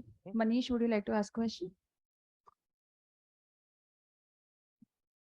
Good morning, sir. Yeah. So, post digital transformation, I'd like to understand your thoughts on what are the effects on entry-level HR resources. One in terms of their work profile, and the other in terms of maybe the number of entry-level HR resources you will require. The effect on that front. Okay. So I was actually presenting this Wednesday in an L&D summit in Bangalore. So I took a dare bet on what could be some of the future personas of HR and L&D can evolve. So one of the personas that I felt that a persona of behavioral data scientist. What does that really mean? Behavioral data scientist, right? So today we are trying to, our job is to provide greater experience, right? So what does this behavioral data scientist mean? So those who understand the behavioral science really well and also know data analytics, if they can really draw patterns of employees' behavior and therefore enhance the experience, could be one track, behavioral data scientist track. The second one could be like all of us know that culture can take strategy for breakfast, not just breakfast, lunch, dinner, whatever that you can really talk of, right? So the one of the track which is actually still not taken off because there is no quantitative outcome to it is your culture, right? There could be a track called Chief Culture Officer tracks, right? Could be the second one, which could, these are all value-added tracks, guys. Then the third one, I think this is becoming very, very popular in the West, and now it's also happening in India, but at a very, very top level is on the coaching stuff, right? I even want to really add a little more suffix to it is there is a track of belief coach. What does that belief coach mean, right? So what is the coach job is? Any guess? What does the coach do? Huh? Train what? Huh? One at a time, please. Guide, okay. Train, guide, okay. Huh? Yeah. Okay, motivate us to think. Think of what?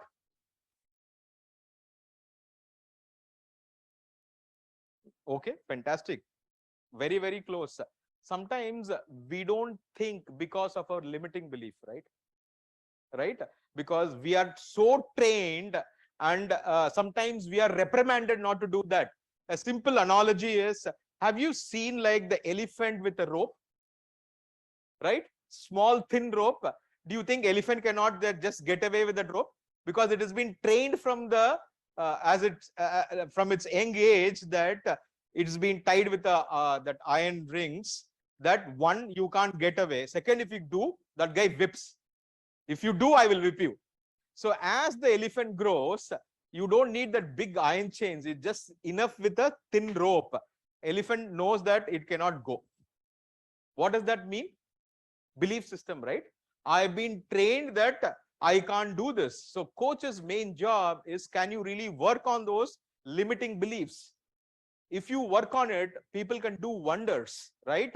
And therefore, as HR professionals, if we can just work on limiting beliefs on leaders, you will really build strong leaders. If you have strong leaders, you will impact the organization, right? So that's the other track. So like that, I had some few tracks. I took a dare bet. So that could be the possible answer. Make sense? Much more value added. Yes. I think we can take just last question from that side, then we can come to this one. Okay. Ankit, would you like to take up this question? Yes. Good morning, sir. Morning.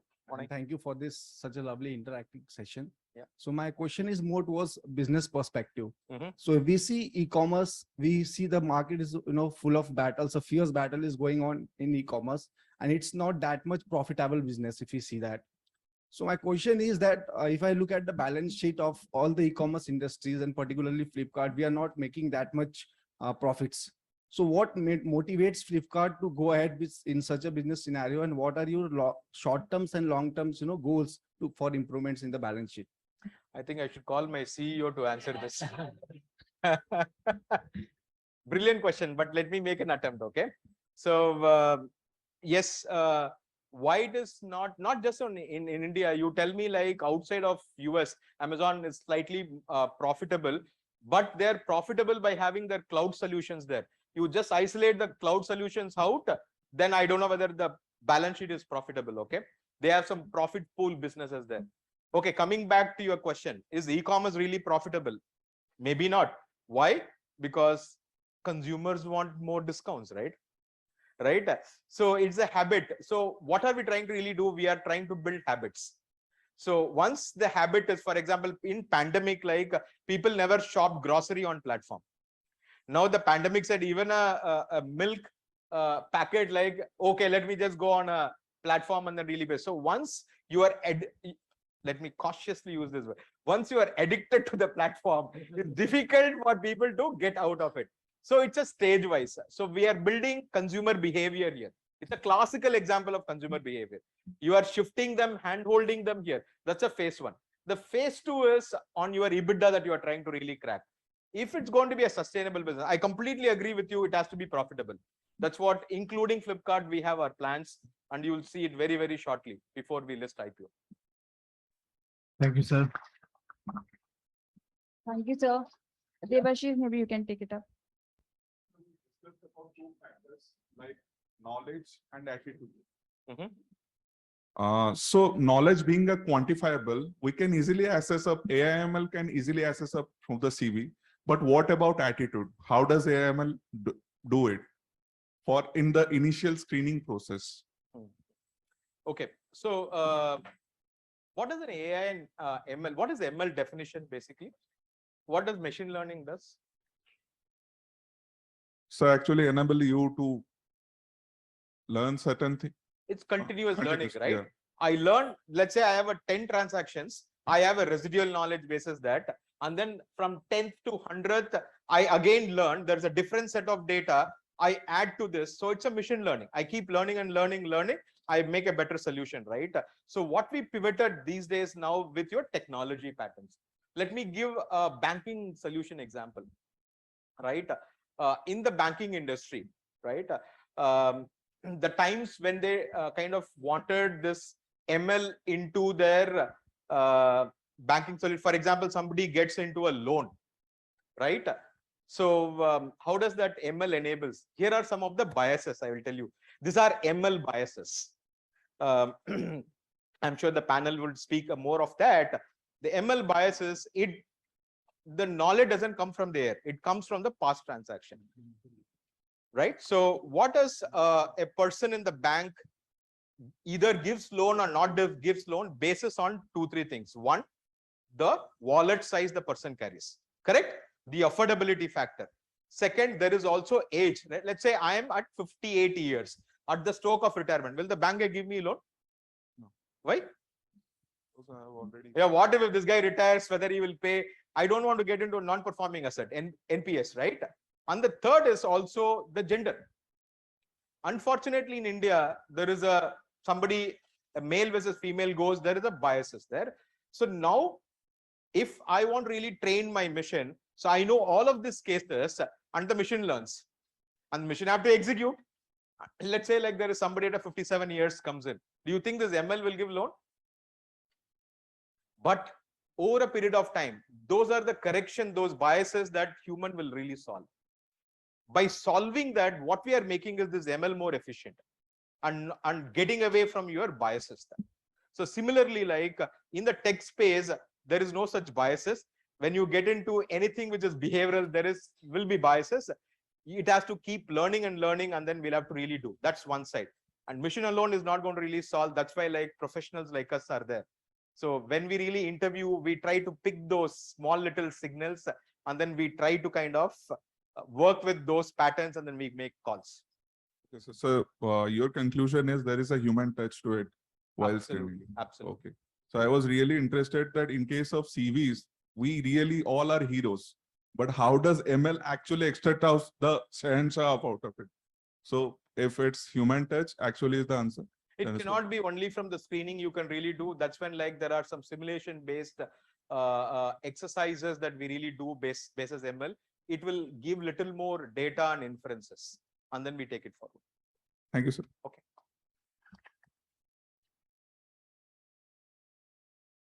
Thank you so much, sir. We are exactly on time. So I request Ranaveet, sir, if he could present the memento on behalf of the PGDM GM batch as a token of gratitude.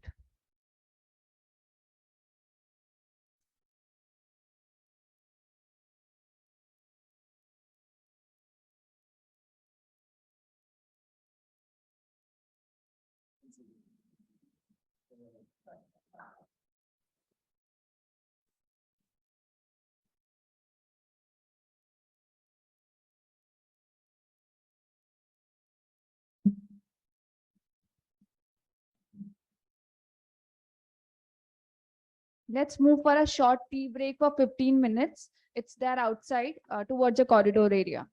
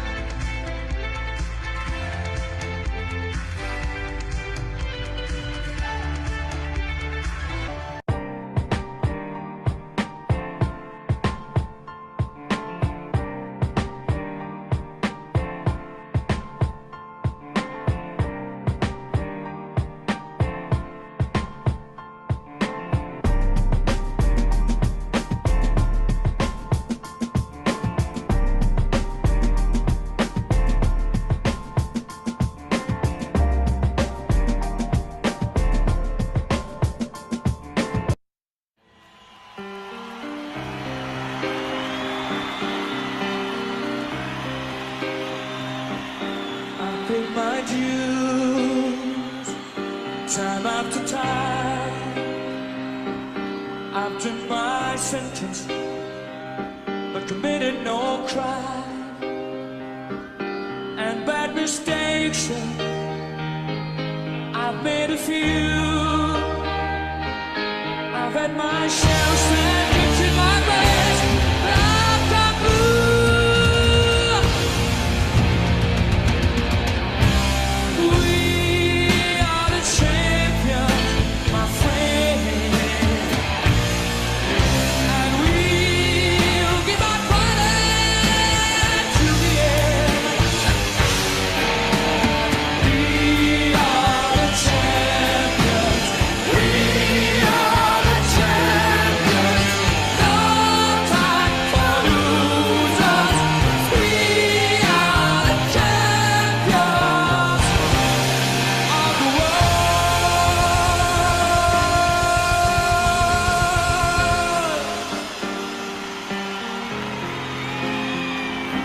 I've taken my vow, my curtain call.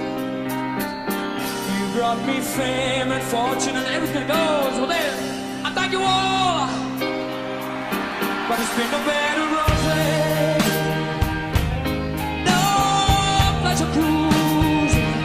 I consider it a touch before my Hollywood race.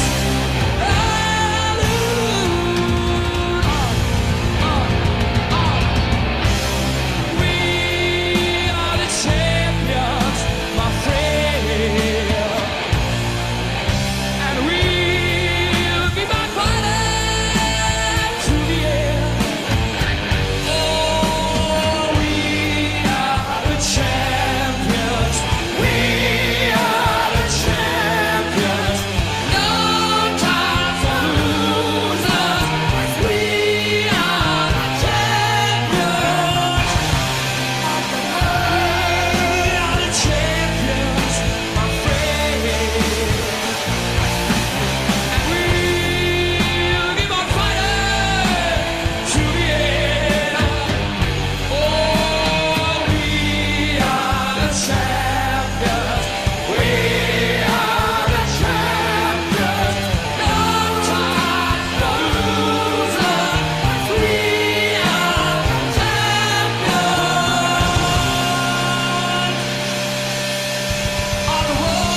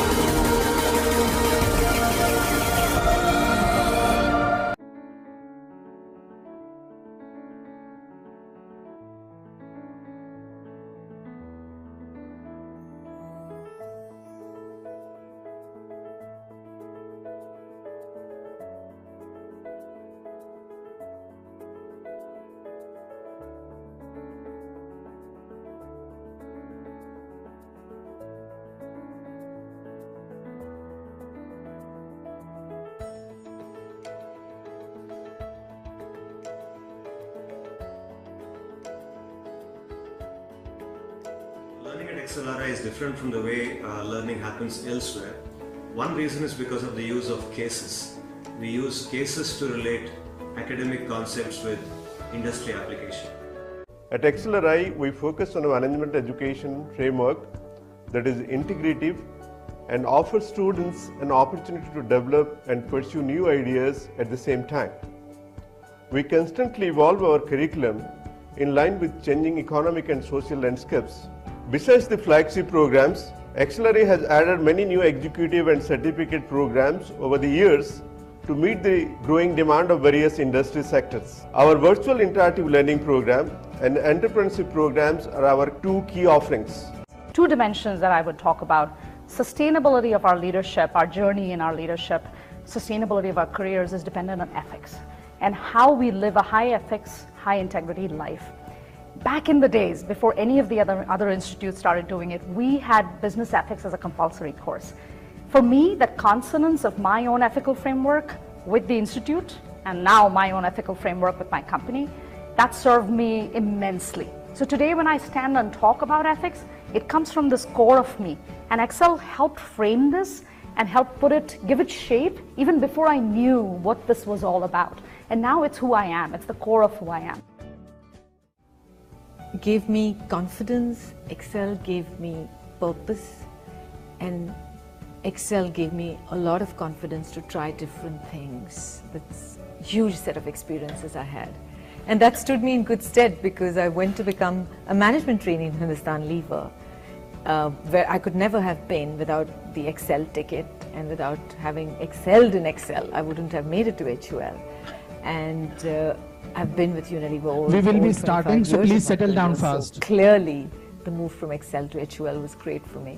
I really think that Excel has grown from strength to strength. It's maintained its reputation. There are a number of students who continue to excel year after year and have created a community of very successful professionals in India. I've gone on to sell disposable diapers to Indians who don't even throw away the wrappers, forget about throwing expensive diapers, selling pizzas to Italians, and now of course selling shoes back in India. Excel is what's taught me the marketing, the consumer insight, all of that. Completely the credit goes to Excel. Associated with it from 1983 to 85, and it has helped me think about the society a lot more every day of my work and every day of my life. Excel gave me the experience for 2 years in a community living, and I benefited a lot. I made some of my best friends then. Secondly, it instilled in me the values that XLRI stands for, but above all, integrity. And finally, Friends, please settle down. We are starting in 2 gave me minutes. the aspiration and ambition, together with the determination that has probably helped me get Everyone, where please I am settle today. down. We are going to Besides, start soon. I have to say, So now let's head towards our first panel discussion on the interaction between human and machine labor. This discussion would be moderated by Ms. Aparajita Chaudhary, a student of XLRI PGDM General Management Batch, innovative and passionate in strategy consulting, aspiring to difference in organization through leadership.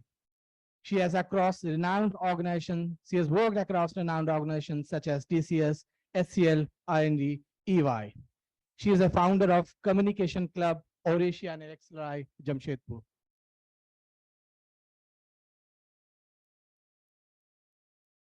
And now talking about our distinguished panelist, Mr. Rajneesh Kumar. Rajneesh Kumar heads Compensation and Benefits, Performance and Rewards, Business HR for Yes Bank.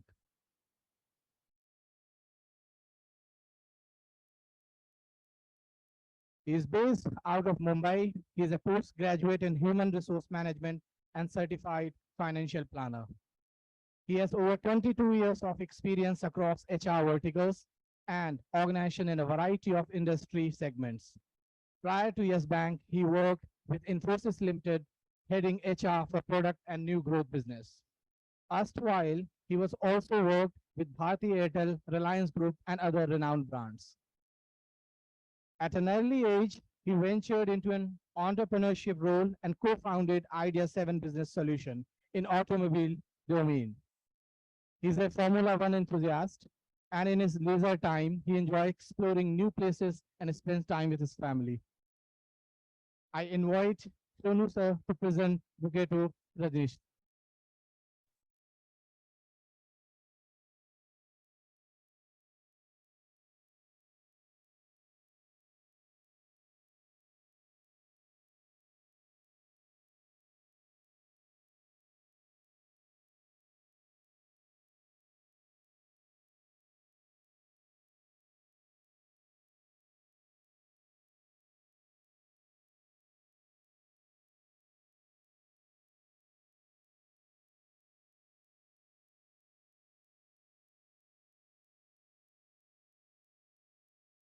And second in line panelist, Ms. Anshula Verma. She is a senior talent acquisition leader with over 23 years of experience in area of talent acquisition, talent management, and talent strategy with Ernst & Young. She has led high growth recruitment teams for some of the most innovative strategic consulting and technology companies, including Infosys, Aricent, Agilent Technologies, and EY.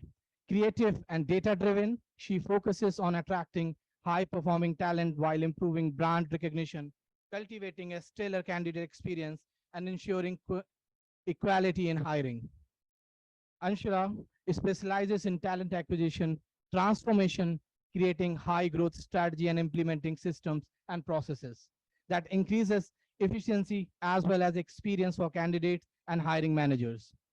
She thrives on building world-class teams to evolve talent acquisition and enable workforce of the future. Her passion for artificial intelligence and technology drives her to stay abreast with latest trend in data analytics and its impact on management. She is a science graduate with MBA degree in HR and marketing. She enjoys travel, a good read, a great food, time with family, and is striving for bliss. I invite ma'am and I ask Sonu sir to present a bouquet to ma'am.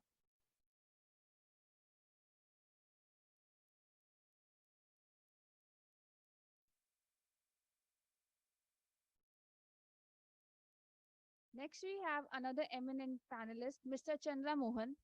He's a head employee relations of Delmont Food Private Limited, a unit of Bharti Enterprises. He comes with an expertise in HR journalist background with a qualification of Master in Labor Management, PGD HRM, PGC HRM, XLRI Jamshedpur.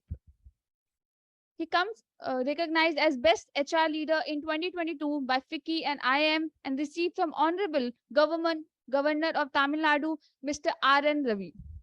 Accredited as an ambitious and passionate professional with a remarkable success of over 20 years at the fore of many organizations such as Group for Securitas Guiding Limited, TVS Group, Sanmar Group, Kansai Narolac Paints, and presently with Del Monte Foods Private Limited. He has exhibited a documented history across various verticals of HR management, leveraged to develop plans to form and position the HR structure, international HRM EU, creating value, enabling state-of-the-art HR transformation and automation to meet strategic business goals. Recognized throughout the career for functioning towards improving processes with a focus on organization and employee success. As HR business partner, known for fruitfully collaborating with leadership and HODs, also made a valuable addition to the business by implementing sustainable HR policies. Training and development and change and OD initiatives.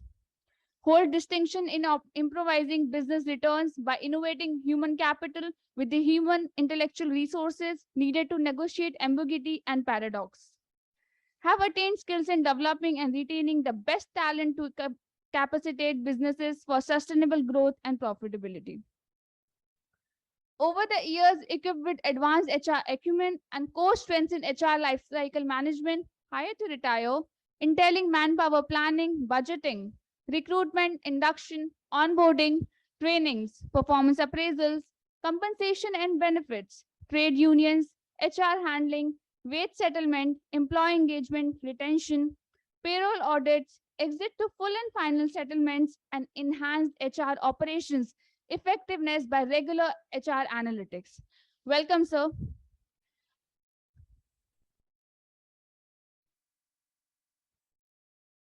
I request Shonu sir to give him a bouquet.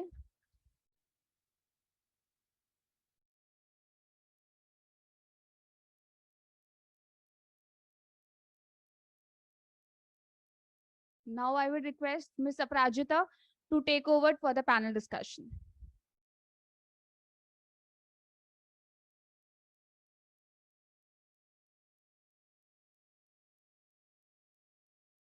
A smartphone user looks up his digital assistant to know how the weather is like.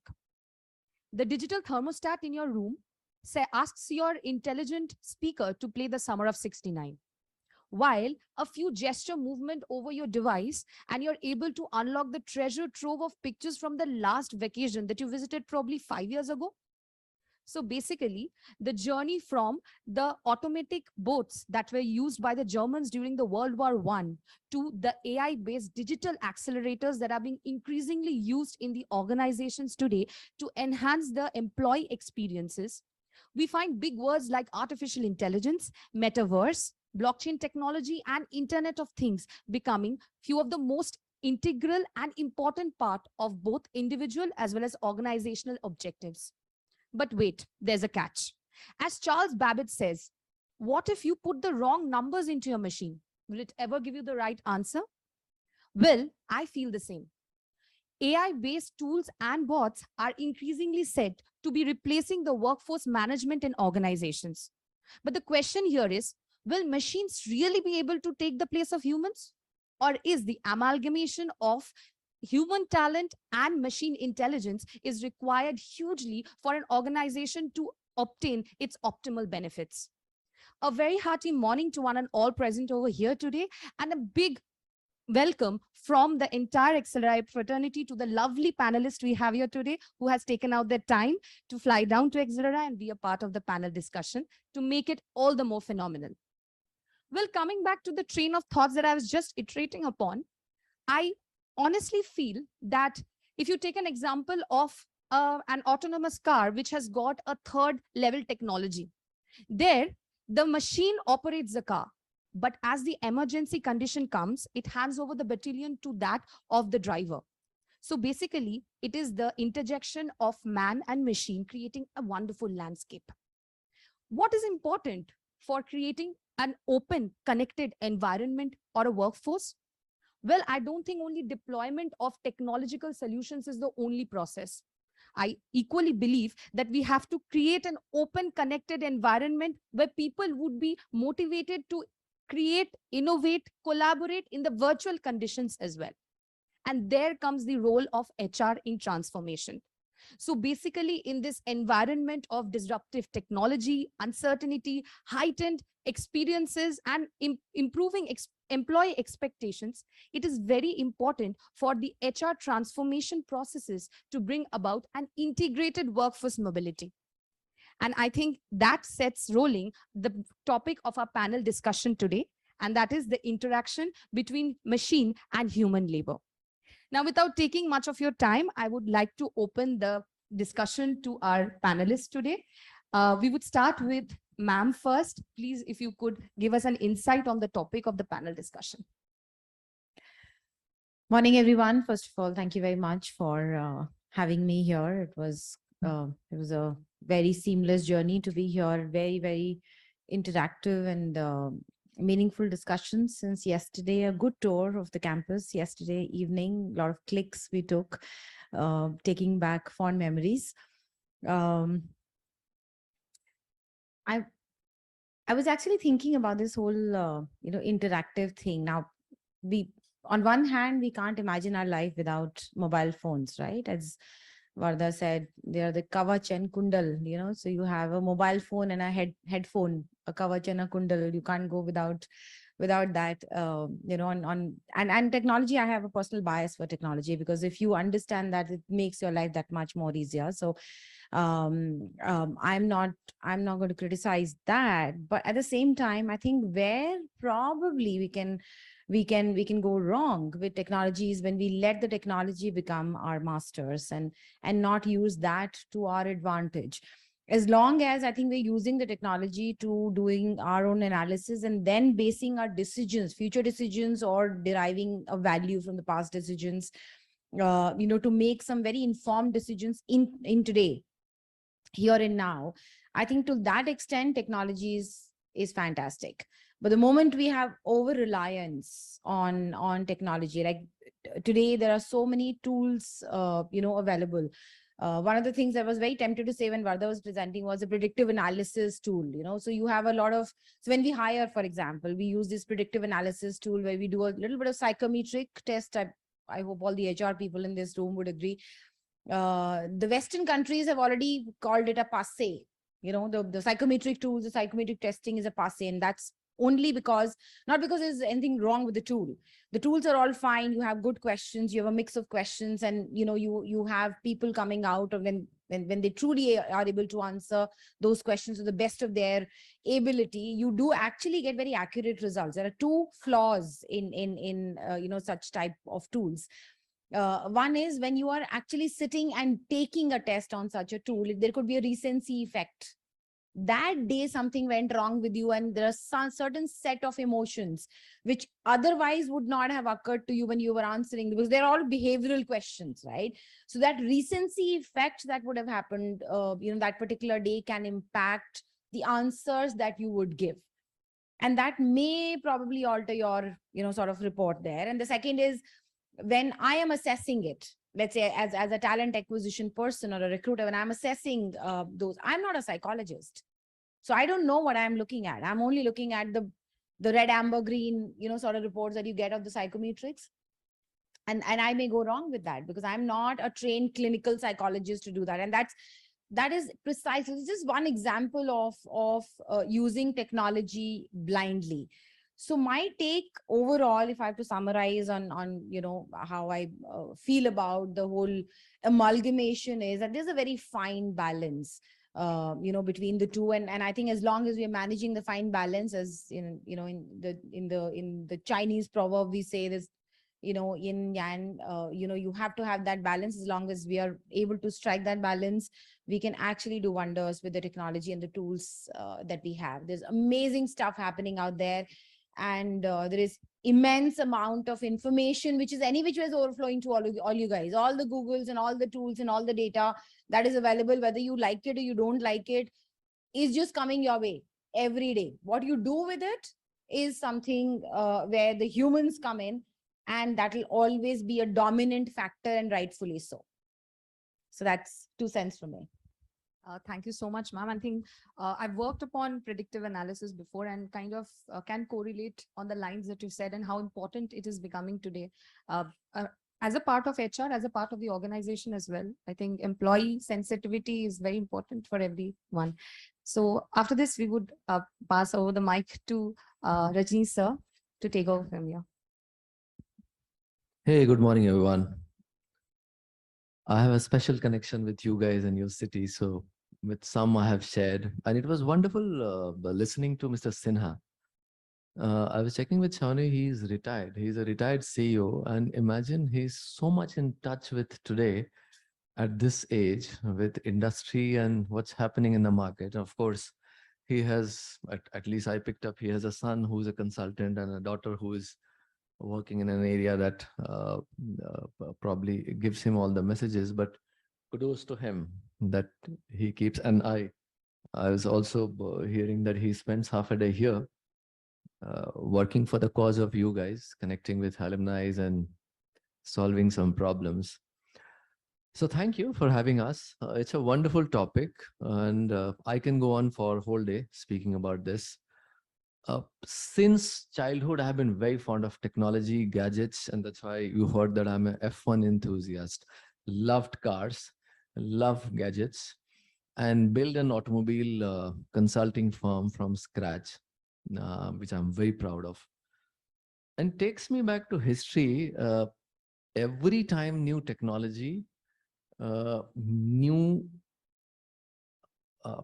anything close even to technology, forget, we are not talking about, and I'll come back to those thing that you talked about, automobile, that's my favorite topic. Every time it has evolved, humans have resisted it. I had a CEO named Vishal Sikka. I'm not sure if you have heard, in Infosys. He was the architect of SAP HANA. It's a tool, it's a, even SAP is very proud of building this enterprise tool. And I worked with him very closely for a couple of years when he was with Infosys. And he used to say that every time something new comes, and this is in the context of AI and ML, he's a guru of that, teaches in Stanford, all these topics. He says, every time this happens, humans say, oh, we will lose jobs. And it takes me back, we were discussing yesterday, when technology came to different industries, and especially in automobile, that was the first reaction happened and unions went on strike. saying that, or all jobs will go. And automobile was one of the first one to adopt. Like digital is very close to banking. And now I work with banking wherein digital is adopted in one of the biggest way. So his view is every time it happens, we will resist and we will realize that we'll gain out of this technological evolution. And he keeps giving example that human mind is such that once you build something and you start getting your free time, then you start using your mind in building something else. Do we have science fiction watchers in this room? X-Men? What does Charles Xavier uses to connect to the minds of people? Cerebro. And what does Mr. Iron Man use? Jarvis? Did you notice what was the difference between Jarvis 1 and Jarvis 3? Huh? Cool is okay. I mean, that's your lingo. But did you notice in AI language, what was the difference between Jarvis 1 and Jarvis 3? More responsive. It can throw the jacket at any distance in, I think, 6 seconds. Nah? And in 3, the jackets were stored in satellite up there. So it was not in his house. Yeah. So imagine it's a science fiction, but imagine a lot of organizations actually are doing that.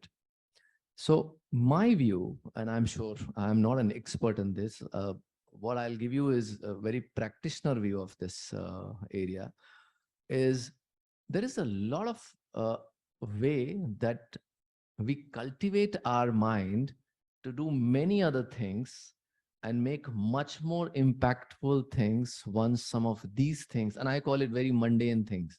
Once some of these mundane things are done, then probably human mind is meant for much more larger purpose. And that's what we are continuing to do. And we'll actually touch some of those automobile and other evolution that I'm very fond of. Yeah, to add on to that, I think what Sir just said, it takes me back to a theory that I just read recently called the uncanny valley theory, that says that humans' perception is always dominated by things that they don't know. So anything that we don't know scares us. And I think that is what shapes our biases. And I feel that with the development of technology, I think if we more or less try understanding like what are the technological changes that have been brought about, I think our mind would be more open towards acceptance towards it and not thinking that our jobs would be replaced by it. Instead, we can work in tandem with it to produce higher results. So on that note, I would like Sir Chandramohan Sir to please take over from that. Good morning, all. It's a pleasure to be here. It's actually my perspective is something different because let me touch upon manufacturing perspective, because mostly people talks on IT servers, like, how technology builds and how AI and ML, it's like, play a major role, but there is a lot of challenges in manufacturing sector on executing this AI on certain categories of people. Even as what Rajnish told, like, when we executed a certain AI-based app, like, for improving our product efficiency, we got a lot of resistance among the employees. Even that led to a very big union issue also, because they were resistant to change. They already asked, like, they got a mindset like, yes, I'm not going to be in a job.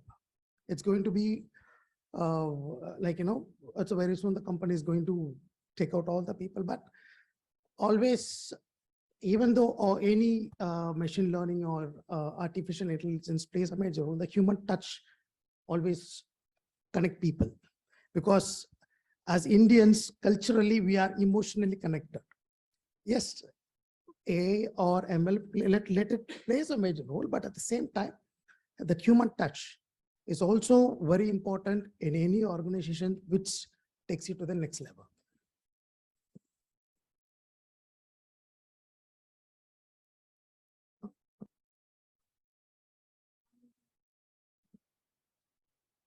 Okay, so that was really insightful.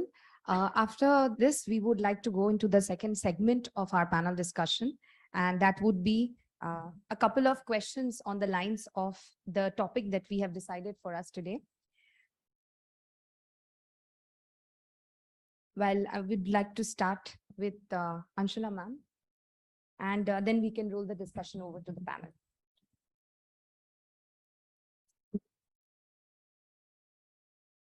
Okay, so ma'am, amongst the growing technological disruption, increased workforce complexity, and heightened employee expectations, how does EY drive transformations? Well, I think there are,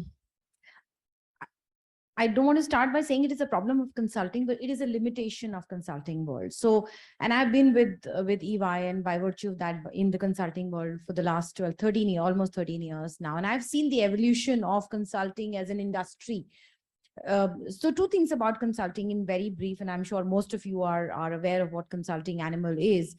One is, it's a client facing organization. It's a knowledge working space for people. We don't, there are no boxes that or a product that we make or sell. People are the products, right? So a lot of white collared, almost all of them are white collared people. And consulting also thrives on connect. So when you go to a client, because you don't have a product, you actually go with a solution. And solution is nothing but an advice that you try to give to your client about process improvement or cost reduction and stuff like that. And when you do that, you do have to have that conviction when you talk to the client. You cannot just have a past history to say, my product has been running in the market for 20 years, and therefore you should buy this television from me. There is no legacy. I am sitting in front of the client. I am the legacy as good as whether the client accepts me or doesn't accept me. So I am as good as that meeting in that moment. Now you're trying to teach or transform, people who are actually believing in their own strength of selling a knowledge to a client, and by virtue of that, of course, bringing profit to the organization and adding to the bottom lines and top lines. So I have really seen the transformation of adapting a technology transformation by these people, consultants first, imbibing the technology transformation themselves and then going to the client. Because so we actually moved from Excel sheets to Power BIs. It was a literal transformation, and we really had to work hard to accept people. Even today, you'll not believe, we have to really, when we open the Power BI dashboards, we still get the questions of saying, can you just send me an Excel screenshot of that? Now, from that mindset, when you try to take somebody on the very high-end AI-based tools, and you not only ask your own people to use them, but you also ask them to go and sell it to your clients. Imagine you're trying to sell something that you not even have a conviction about yourself. You've not used it, you have a resistance of using it, and you don't know whether it'll work, it won't work. But when you're sitting in front of the client, you actually have to convince the client to say, this is the best product. This will do the trick for you, right? Besides the great advice that I'm bringing because I come from the elite organization and the elite, college, right? Now, that is what I call transformation, the last mile transformation. And I can only talk with conviction and with this confidence about my industry, because I've really seen, I'm sure the realities are very different, for example, for pharma or for government sector or agriculture or manufacturing for that matter. But for consulting, and I always used to, for the longest period of time, and even now, I always used to feel consulting is comparatively easy. Because you don't have to work in the harsh conditions. Consulting is also about, people just sharing the knowledge base. Jo aapne padha hai, wohi bolna hai. You don't have to really understand the product. It's a manual nahi hai. You have to read the manual, cram up the manual, and then go and deliver to the client. You've learned something, and out of the knowledge, you are creating sort of a knowledge base which you are transferring to the client. And even then, they have their own struggle to adapt technology, move your own efficiencies using the technology to your advantage, and then going back and creating that value for your client. So transformation, right from HR to business, Aprajita, has been a challenge, but it is an immense journey. And it's such a heartening journey for, for the entire Big Fours. I can at least talk about the Big Fours. I think MBBs were still there, Accentures and all were still there to a large extent. But for Big Fours in India, because we were not very globally aligned. I think it was quite a journey. And I'm sure a lot of other industry segments will be able to relate with it, especially pharma. For pharma, it was very transformative. The whole last 2 years had been very transformative. If they had not risen to the occasion, they would not have done 1/4 of the business or the revolution that they did in terms of what has happened miraculously in a country like India. Absolutely, ma'am. You have just hit the right chord there. And on that note, I would like to extend the conversation to Rajneesh sir, asking how do you feel business transformations are or HR transformations are actually impacting the banking domain, and how these transformations have been brought about now? First, let's look at overall technology itself, and then I'll come to the human side of it. And I was just thinking when we were driving yesterday, though, Dhruv, you did not give me much thinking time. Thank you for that. But ask your parents, and if some of you still go to branch, and think of it, how many hours or minutes you used to take to transact, let's say, one of your financial transaction. Some of your parents still would do. Like my father refuses to use internet banking and mobile banking. Some of you guys are also in that league. And imagine the kind of change that you have today. All of you use UPI? Yeah. And I'm sure all of you use multiple mobile banking apps if you have multiple. Anyone of you have Yes Bank account? No? I can see one hand in the back. Yeah. Crypto all. Okay. Okay. So I'm sure you're a user of the technology any which ways. The point is, I can go on, and financial services is a very, very complex business. What you use is just tip of the iceberg. Imagine a Reliance Industry wants to have a bank guarantee of 10,000 crores, and they want it within next 2 hours, and so on and so forth. Imagine the complexity involved in those financial transactions than a checkbook or a funds transfer. If technology has helped, and coming back to Vardha's point, the consumer behavior shift that we have seen, going to a shop and buying grocery to pressing a button, even for buying a brinjal, right? We see that Ranveer Kapoor had ek bagan kharidne ke liye bhi he can press a button, right? So point is, things have changed dramatically. The way we conduct business, the consumers want services. And that's also not only because of technology, that's also because of the world we live in. People would want a convenience, the transaction convenience, rather than only how you want to conduct business. And a lot of things have actually changed because of that. And frankly speaking, if you see the evolution of some of those refined processes and technological evolution, that also happened because customers said, I only want to do it this way. And actually, we're forced to bring technology there. And I want to bring in this whole automobile facet to this. Now, any one of you have driven a Volvo car? No? No automobile passionate, no enthusiast nahi hoga, uske liye passionate. Anybody has driven a Merc? Okay. There is something called active brake assist. She talked about. So if you have not driven, you will not make out.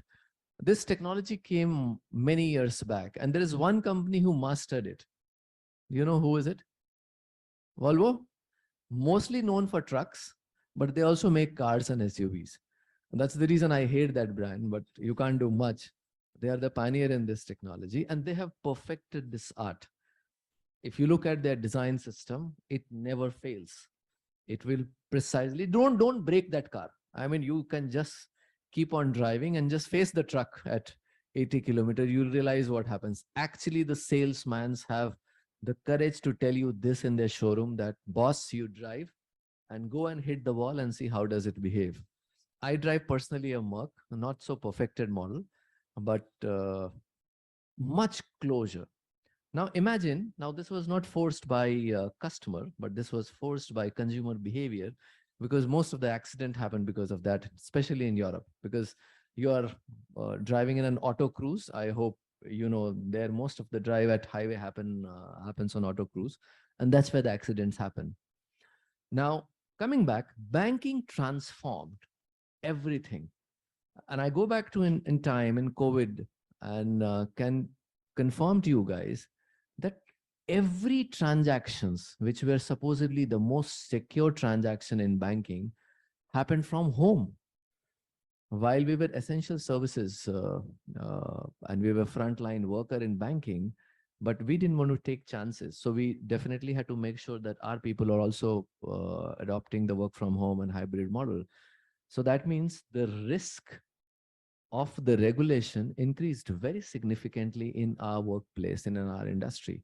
So that means a person is accessing documents, a very, very, very confidential, secure documents at a place wherein the network security has to be very different and secure.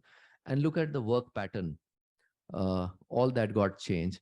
So coming back to your question, Aparajita, a lot of things change in human side as well. And that's what makes me say this, what probably Chandra Mohan said, Vardha said, and some of the other, even Anshula touched, that it's actually a combination of tech and touch, if I can borrow from Vardha's point, that has helped us in everything that we have done. Even the banking transaction today, I'm sure you know that your bank account can happen without visiting a branch. We have a video KYC. I hope you guys are familiar with that. So today, Yes Bank, and I am, since I was a little disappointed with one bank account of Yes Bank, let me tell you that today 95% of our accounts open through video KYC. We don't make customer visit our branch. And if you look at UPI, we have the largest market share. We're one of the leaders in UPI. We have almost 40% market share. RBI wants us to dilute our market share because you can't have, this is against the competition. So they want us to go back and reduce that. The point that I'm trying to say, the many changes that we did in business interface, and I would focus on that because this is not an HR community. These are the guys who will not do HR tomorrow. You guys will land up in many other functions. For you guys, what is important? That whole thinking process, because of not only technology, but consumer behavior changed.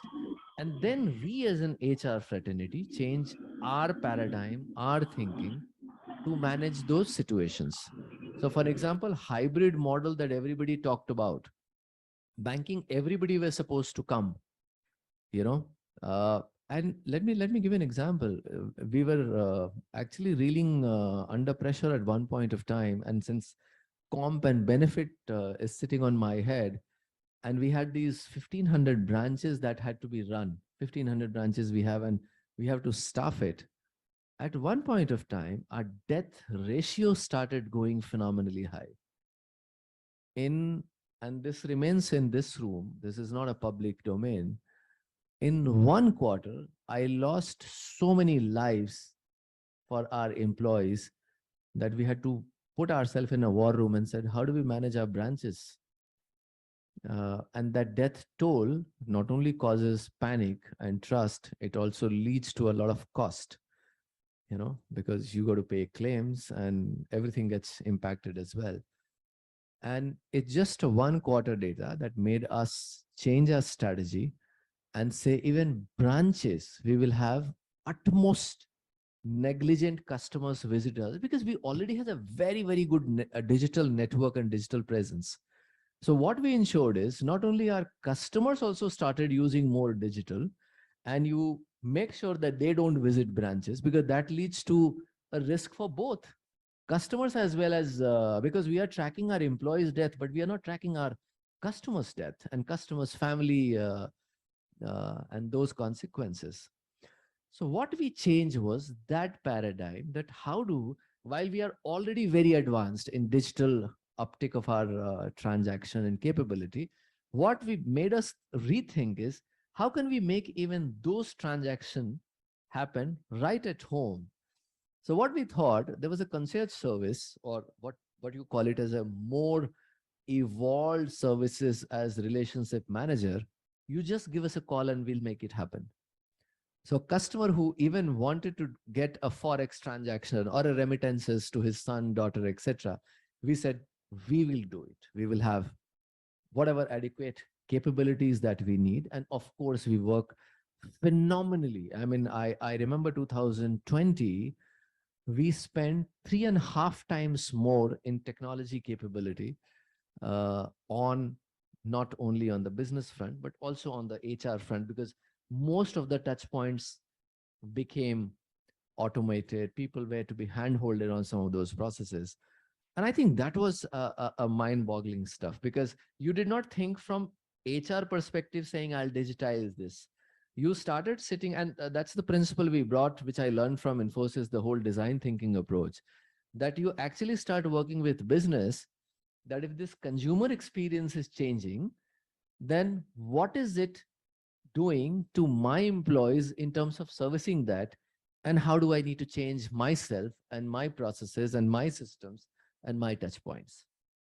So to absorb from whatever you just said right now, I feel that decentralization of the banking system is what is happening right now, where when we brought in the topic of cryptocurrency or crypto wallets, we have or UPIs, we have a totally decentralized paradigm, and that paradigm is not only happening for the banks but also in the mindset of the people, where we can sit and leverage all the banking facilities from our homes. And I think that is a huge shift that the industry is seeing, and I think congratulations on that.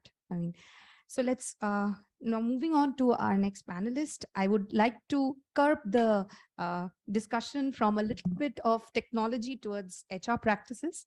So in the creation of competitive advantage of the organization, COVID has taught us to be more human-centric. Don't you think by being more technology dependent in decision making, we can miss on the human factor that is very much needed? No, because human factor plays a major role in decision making, because yes, there is a lot of a transformation happened pro COVID, like, COVID, because we can divide. So even though a lot of technologies has come, for example, in our organizations, like, we used to, after this COVID, we give more concentration on analyzing the mood score of employees, because how is their mood on work, like, how is their mood on about my organization, how is their mood about my organization culture, about their work, about their team, about their senior leadership, about their career and learning and development.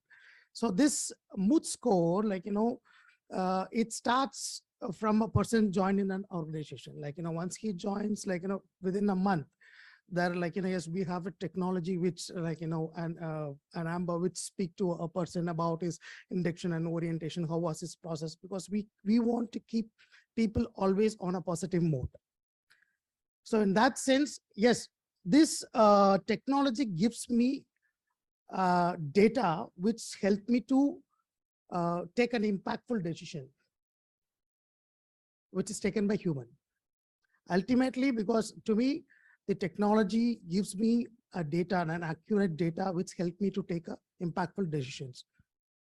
So, and that too, we are in a world, like, yes, we have moved from a world of VUCA to BANI, because this BANI world, I think you've heard about it, which is brittle, anxious, non-linear, and incomprehensive. Because this BANI term, what is the difference between VUCA and BANI is, like, VUCA does not describe about the world and environment, but whereas BANI helps the business leader to manage the situation of chaotic, and it helps you to take a decision. That's why, because a lot of changes coming on, like, there is, even we don't know what will happen next year. As what Mr. Vardha told, 23 is going to be a high recession. So ultimately we have to be in toes and we need to face the consequences. So in that sense, like, even there is a lot of, like, artificial intelligence on machine learning, this comes up, but as a human centric, we should also to be prepared for it.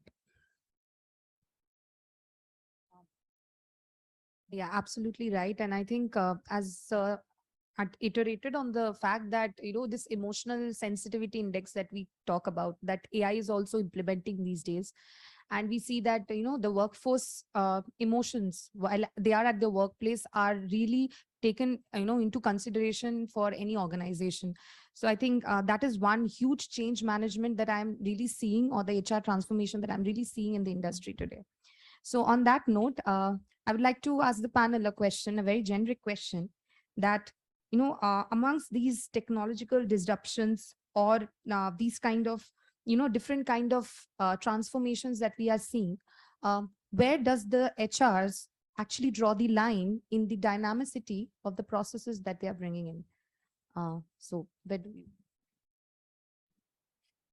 HR needs HR. Give us a break.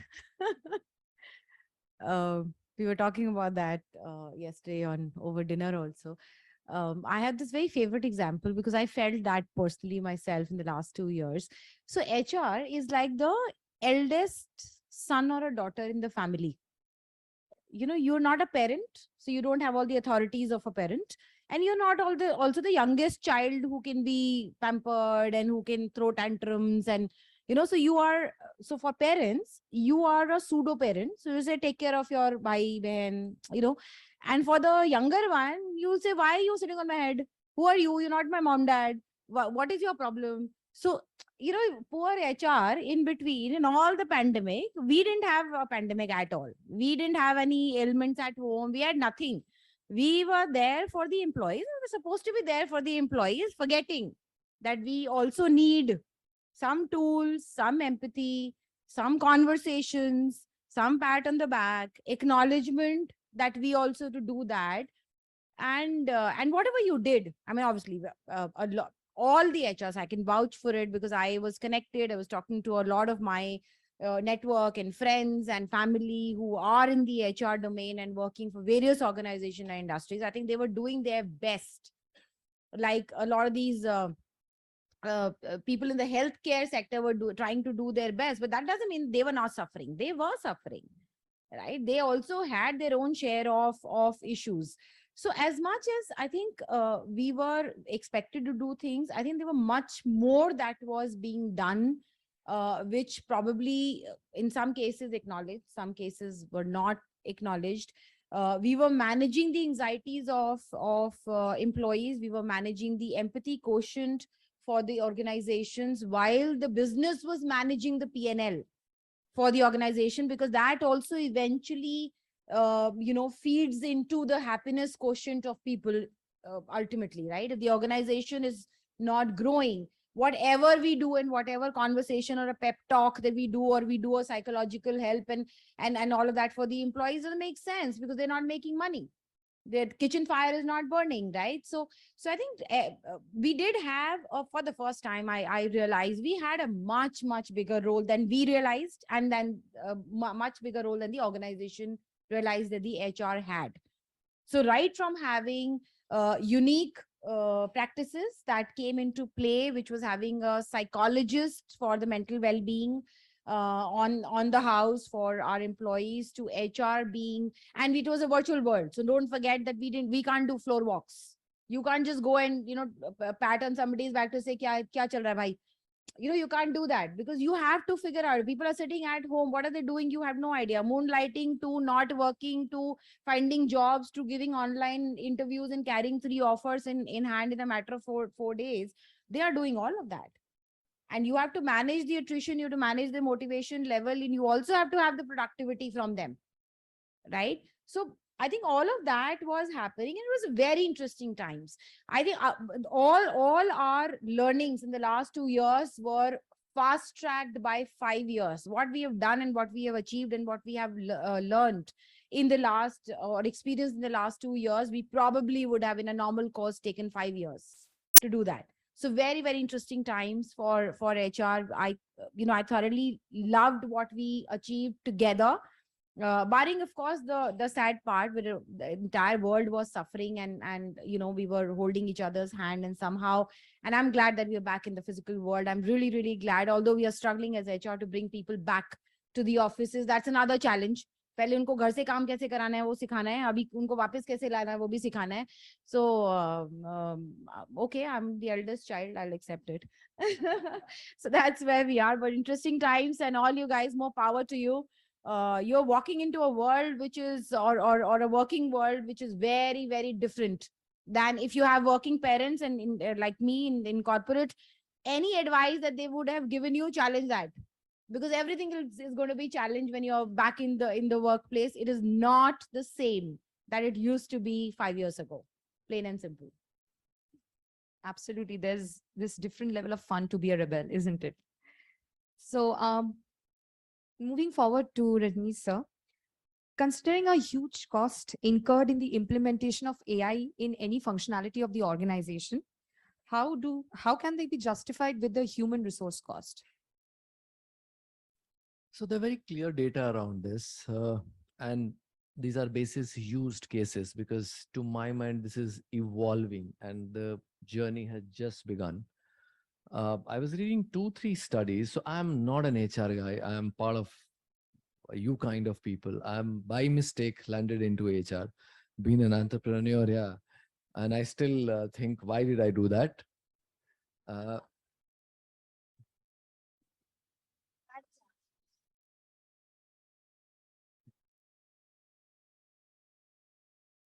But what it does is, like what Mr. Sinha was saying, I sometimes wonder why HR guys are not making CEO. I wish they learn business.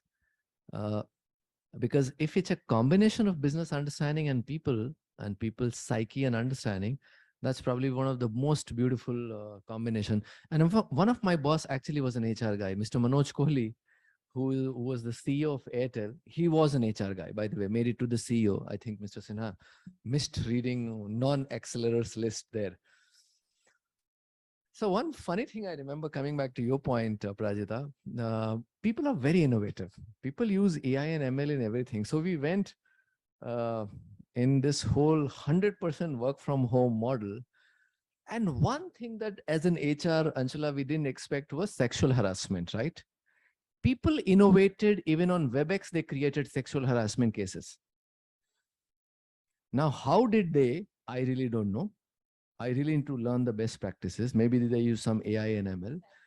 Yeah. So imagine, while it's on the lighter side, but the challenges were far at that point of time. And it's not only in the era of technology, it's every passing year or decade. I think the complexity, as they used to call it when 10, 15 years back, we used to talk about this whole millennial and then Gen Z, and I don't know which new X, Y, Z, which chromosome is going to hit us. We don't know. But it's all about saying that you don't draw the line, Prajita. It's not about drawing the line. It's about saying, what is it that solves my existential crisis? Because pandemic or any other crisis, we have enough examples that it's not an incident that can make you redundant. It's complacency. It's competition. It's a new evolution, new way of thinking, and e-commerce can kill all the shops and malls and mom and shop stores. So it's all about that realization within the organization. And I go back again, pick your word, the purpose. As long as you know that your organization believes in the purpose that is created, that we will serve our customer, everybody will align to that. And goes back to HR as well. I use more business example because I still have not attuned myself to HR. You actually go and ask that from HR side, that what will make my organization and my people thrive even in the worst condition. And I give you that example of death. Rather than hiding the number, what we inform people that we have lost so many people. Probably other organization would have hidden the number. And I also have a very good leader with us. My MD and CEO comes from a public sector bank. He's an SBI guy who came us. The most honest, most clean banker that I have ever seen in my life. You go and tell that we have X death, and my view is that we should go and communicate. He said, that's the right thing to do, rather than going and hiding. And tell people what we must not do going forward. to service the customer, because end of the day, they were part of our family, or for that matter, any other challenges that we faced. For an example, when we launched, I just remember when we launched the vaccination program, because we were the essential workers and government was not supporting, by the way, not with anything else. So we said, we will do vaccination programs in our offices when the vaccination started. What we started doing is we started inviting families as well to the branches and started vaccinating them. And then other banks and everybody came to know, and then they started realizing, wow, it was a huge cost. It was a huge cost. Imagine we have 35,000 employees, including our partners, and we made sure that we included every partner employee, whether it was a security guard, whether it was a cash van that was supporting our ATM. We said, we'll vaccinate everybody at our cost, and even your family. End of the day, we don't go and boast in the media. We became the largest vaccination program in corporate. We vaccinated 123,000 people through Yes Bank. So no, that was not for clap. That was not for clap, but we actually believed in that. Agar ye karna hai, to fir sabke liye karna hai. So Aprajita, no drawing the lines. I think HR should get this message very right, that a business guy is managing business there. He's sourcing loans. He's managing business. I can do whatever to enable him to do that a transaction and make the business thrive. And I'm not even giving you examples. What I mean is anything and everything that is possible. Yeah, so like whatever technologies we deploy into our organization, I think it all boils down to the fact that humanization of an organization is the most critical aspect of, today. And I think the human touch, as even Sir had iterated, and it's coming back again and again into the discussion, that it's a most important aspect in, whatever pandemic situations we've been through, or probably we are going to face something more challenging in the future, we don't know. But humanization of an organization is very critical, as I can, learn from this discussion today. Okay, moving on to the next question to Chandra Sir. Employee relations term itself entails human interaction. And where do you think AI comes in this picture for the enhancement of the process? Yes, maybe I can divide this into three categories. One is on HR processing system, and other on a productivity process system, and third is on sales and marketing system. So we, as a Del Monte, for manufacturing company, we done a lot of transformations from hiring to retiring. It's completely digitized. It doesn't mean like there is no any human intervention. Yes, human intervention is there. Instead of 100%, now my human intervention is only 40%. 60% is completely digitized. So my routine process has been digitized so that the team started working on certain value adding projects. For example, once a person joins, once is onboarded, the complete documentations or induction, orientations, everything is digitized. There is no any human intervention in this. And also let that be related to start compliances. Yes, we have UI app, which helps us in all start compliances, let that be PMS projects, or let that be exit of an employee. The complete, so once an employee exit, once it's approved by the concerned manager, automatically an MRF is created and it comes to the recruiter so that he start recruiting the candidates, so that the TAT around hiring candidates is becoming less. So that's how the routine process gets into it. And at the same time, on production end, yes, we have digitized each and every machines has been digitized, with an app where you can see productivity of hourly basis on each and every machines, which help to enhance our productivity. At the same time, yes, we had a resistance. So first, when we introduced this, yes, we got a lot of resistance. And then we realized somewhere where we are lacking. So two things we found. One is integrating to the existing system and also the communication. Because technology is adapting to a technology is very easy, but my human skill and competence to adapting to it or developing to the technology was a big challenge for us. So then we went for a complete training for all the for the enhancement of skill and competence of a person who deals with it. And at the same time, then we we had a frequent communication to the people and what is the benefit out of it. So that genuinely speaking, we after this implementation of this artificial intelligence in our production capacity, our production volume has increased. And thirdly, on a sales perspective, because we Del Monte, we believe in frontliners, sales and marketing plays a major role. So my app-based DMS system, like distributor management system or retailer management system or sales management system, which gives me a big data. And my sales guy is not involving into any of his routine work. Rather, he's concentrating more on revenues, meeting customers. So at the same time, because this data has helped us to take a lot of decisions. We Del Monte majorly we are into B2B, 60% we were into B2B and 40% into B2C market. So as you go to Domino's or McD, Papa John's, Dunkin' Donuts, we go to Domino's, only that bread belongs to Domino's. Rest all other ingredients are supplied by Del Monte. So that's why the people used to ask, sir, how many, what kind of varieties of mayonnaise you manufacture? We used to tell we manufacture more than 70 varieties of mayonnaise. Oh, 70 varieties are there. Yes, we do more than 200 products. So when we moved from this COVID has taught us, because completely all HoReCa markets have closed, hotel, restaurants, cafe has closed, which led us to huge loss. So then we transformed our business and then we started concentrating, because even the management also has changed.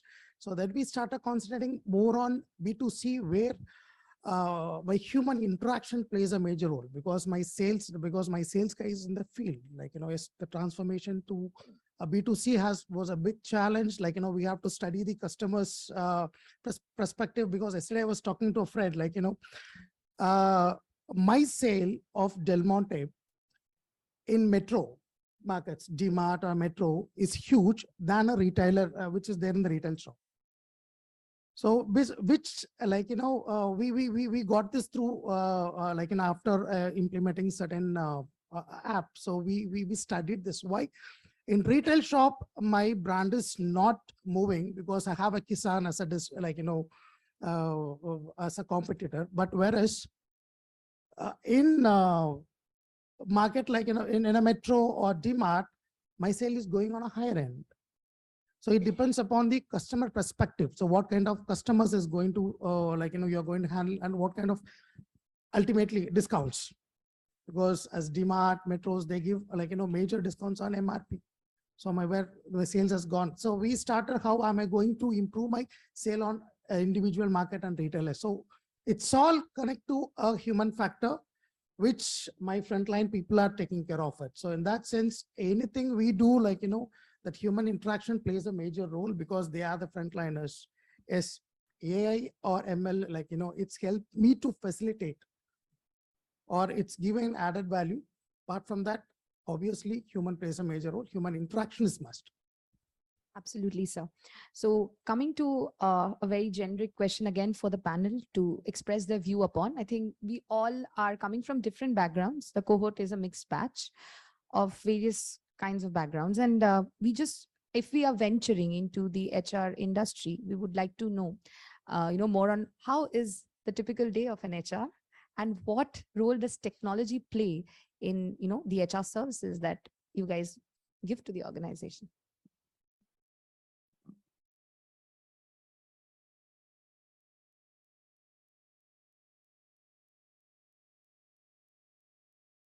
So when I interview people, one thing, if they want to impress an HR guy wanting to come to HR, one very generic thing they will say, I love meeting people. And that's one thing that I hate listening, because it's not about meeting people. That's not the deliverable, coming from the sales and customer service background. So at the day in HR is very interesting. It's not only meeting people. It's delivering lots of things, and she comes from a talent acquisition background and he comes from an employee relations background. I'm more of a generalist who does not do much, who gets work done from people. But however, the role that I play, one thing that we have tried doing is there are a lot of these agenda that is very close to board's heart. Any company's board and NRC, as we call it, which is the people committee of board, is very much interested. What is HR side of strategy? How are we doing? And Mr. Sinha touched one topic that is bothering all of us, whether it's a Flipkart or an IT or a banking or even the big fours, is the great resignation that you guys must have read about. 60-70% of the people will jump very soon. And there are industries which are reeling. We knew ITES industry, which was 40-50-70% attrition. So a lot of our time is going into solving some of these problems. How do we change the loyalty pattern? And he talked about 3 to 4 years. If you see the data, the front lines are not even staying with you for 1.5 years. One of the other thing that we have noticed, and this is for all of you as a message, Mr. Sinha actually gave a very strong message. One of the other pattern that we are seeing that even the B schoolers are not staying for very long. And that's a message to all of you, not subtle, very direct message. End of the day, recruiters will decide where is loyalty. We recently launched a program. We tied up with Manipal, and I was briefing, I think, Dhruv. You know, our strategy is that we will hire from these cities. And there is a reason for that. We did a cultural study and we realized loyalty still means something in those cities. These are smaller towns, tier 3 and tier 4. And we want people to come from those cities, undergo this 1.5 year of training, and then we are onboarding. It's not a very cost cutting exercise. We are not only paying them stipend when they are at 1 year training program. It's a diploma in banking and finance. So when they study, we pay them stipend. When they come, we reimburse their whole stuff. So idea is not look at cost saving. So idea is look at, does this guy work for me for many years? And the point that he was making is so strongly coming out to all of us, especially to me as a comp guy, that when does a person delivers? Our returns only start kicking in after 18 to 24 months time. Please keep in mind, the investment that we do in all of you or any talent is only starting to kick after 2 years. And if somebody does not stay 2 years, I start thinking and we start talking to board, do we actually need these people or we need to change our hiring strategy? That's a small message to all of you guys. But yeah, these are a lot of these things, meeting people, of course, handling grievances. And I talked about that innovation in sexual harassment cases as well. A lot of those things are happening. One other thing that is keeping us busy in HR is a lot of innovation in fraud and transaction. So you might think, oh, how come this is an HR matter? So what's happening? A lot of these processes are defined, especially in banking, because it's a very regulated industry. There is a lot of human creativity that can get involved in doing transaction. And you must have heard about PNB and Nirav Modi and all those cases. So today, regulator also enforces a lot of things for us to do to avoid these fraudulent transactions. So what you do is devise a lot of those HR programs. And I'm not, by God's sake, don't get me wrong, I'm not talking about learning and development intervention.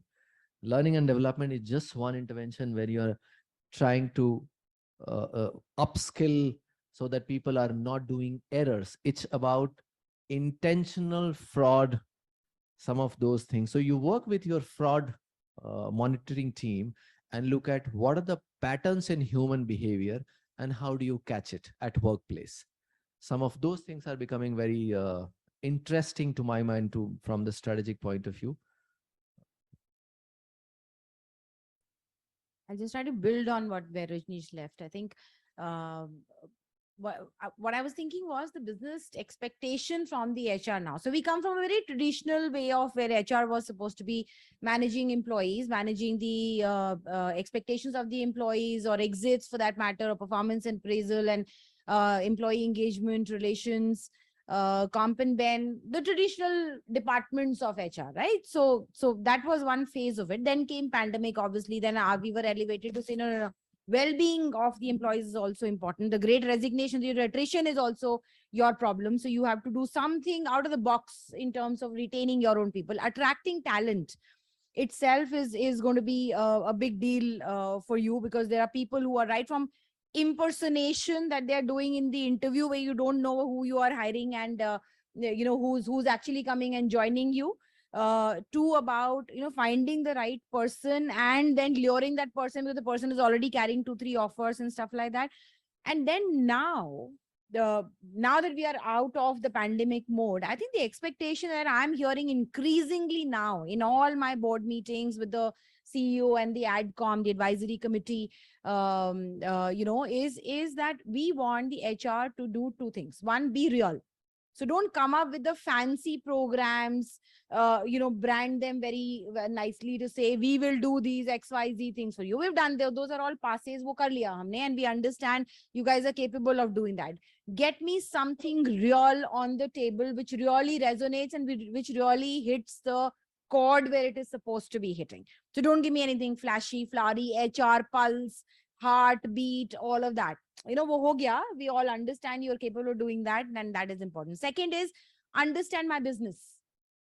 And Mr. Sinha also said the same thing. If the CHROs want to become the CEOs, we have to understand the business. I'm not saying we should be good with numbers. Suddenly we should understand P&L. We should know how to manage the bottom lines and the utilization matrix and GMPPs and all of that. I'm not saying that. All I'm saying is that I think there is a perception. There is still a perception in the business where people feel that HR people understand the people pulse very well, but they don't probably understand the business very well. They don't understand my client's client. They don't understand the kind of work that I do. They don't understand the ground reality in which my people work, and they don't understand the real business that we do. How is the P&L calculated?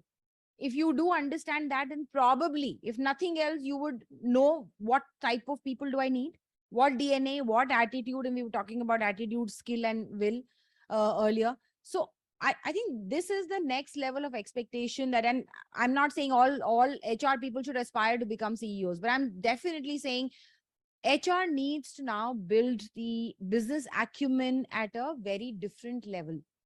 And that's going to be interesting. So I'm not saying it is another pressure. I'm not saying it because I'm resenting it, or I'm saying expectation khatam hi nahi ho rahi hai. From X to Y, everything is like HR is becoming everything. Ke boss, aap CEO bhi ban jaiye. Aap HR bhi ban jaiye. Everything you are from peon to CEO, everything is HR. I'm not saying that. I'm saying it is an interesting time. We actually can put in our mind to something else. We are not the people who are just the backbones. So we will call the backbones of agony aunts of any organization. So we move forward from there. We're not the agony aunts anymore. We may be the part of us will still remain that, because where else will people go and talk about what are they feeling, which is good. We want to know that. But at the same time, we want to be the head of the family. We want to have a seat on the table there, with the business, making that difference. And I have personally got involved in making some client pitches to our clients when our people advisory function, our human capital function goes out and make the pitches to the clients. And it is an interesting world, and let me tell you, and it's an eye opener. What we do internally for our employees and vis-a-vis what the ground realities are when we are interacting with the client, and how demanding they can be and how they challenge your status quo is a different level altogether. And it's such a reality check for me that my job is so easy when I go and talk to my internal person, vis-a-vis when I'm trying to convince a Venki of a JSW, he will take my happiness and say, what are you saying, Anchula? This doesn't work. And that's where the reality dawns. And that's when I have appreciation for my own business to say the same thing when I was talking to my own business, was so appreciative of the same initiative. And there is this client who's just telling me, sorry, this process is not going to work for me. So the day we reach that stage is when there will be an ultimate delight for the clients, for the organizations, and for us. And then I think there's a line of saying CHROs ko CEOs banna chahiye. या CXO बनना चाहिए will not be there because CHROs will be the CXOs already. They will already arrive and they will already reach that point.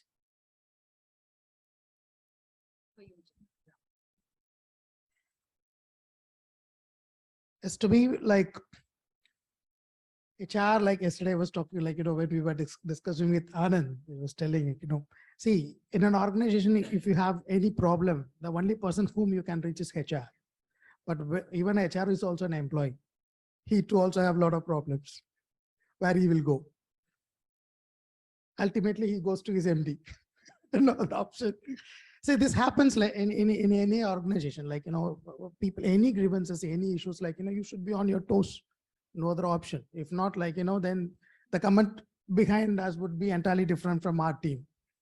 So even if you could say, even this pandemic, I can say our Del Monte is our manufacturing plant, I'd like to say, because I think March 24th, the lockdown was announced. On 26th, we opened our factory.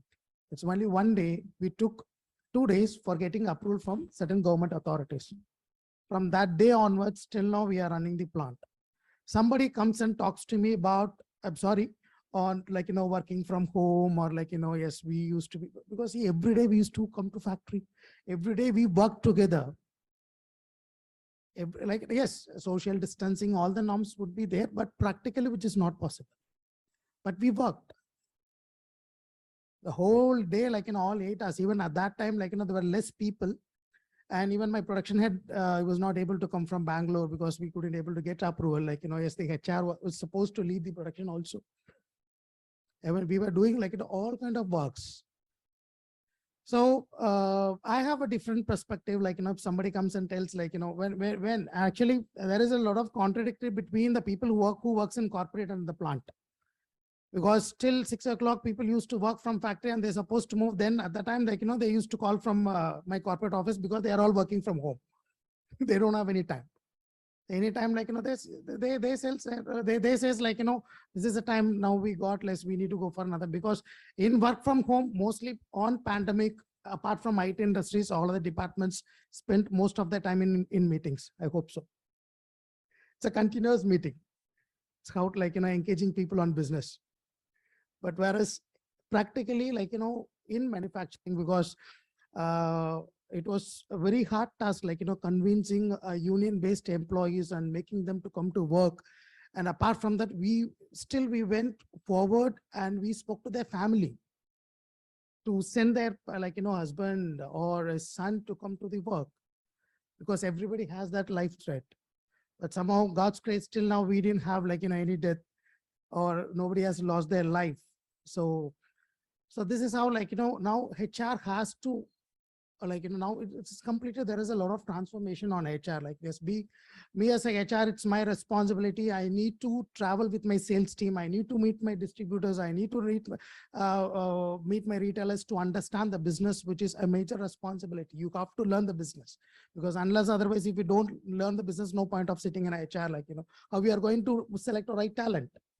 And how we are going to retain the right talent, because as Rajneesh told, the great resignations, and other side, we were talking about great retention.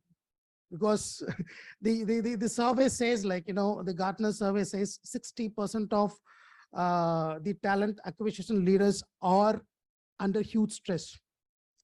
Because getting a right talent is becoming a challenge, and other side, retaining a right talent is also becoming a major challenge. So both we have to work together. So what are the retention strategies? How am I going to engage my employees? So which is like, how am I going to engage his, like, his work meaningful towards the success of the organization? It's all relates to HR, because HR has to play a role of a business. Was really, I mean, I think the whole cohort got a little window to peep into the world of HR, really up and close. I think it wouldn't have been better. So now I would like to hand over the mic to my fellow co-hosts, Sanjana Varshne and Saurabh, to please take over the Q&A session from here. Thank you, Aprajita, and thank you, everybody. So we'll be now heading towards question answer from the audience. So you please raise hand and we'll ask the question.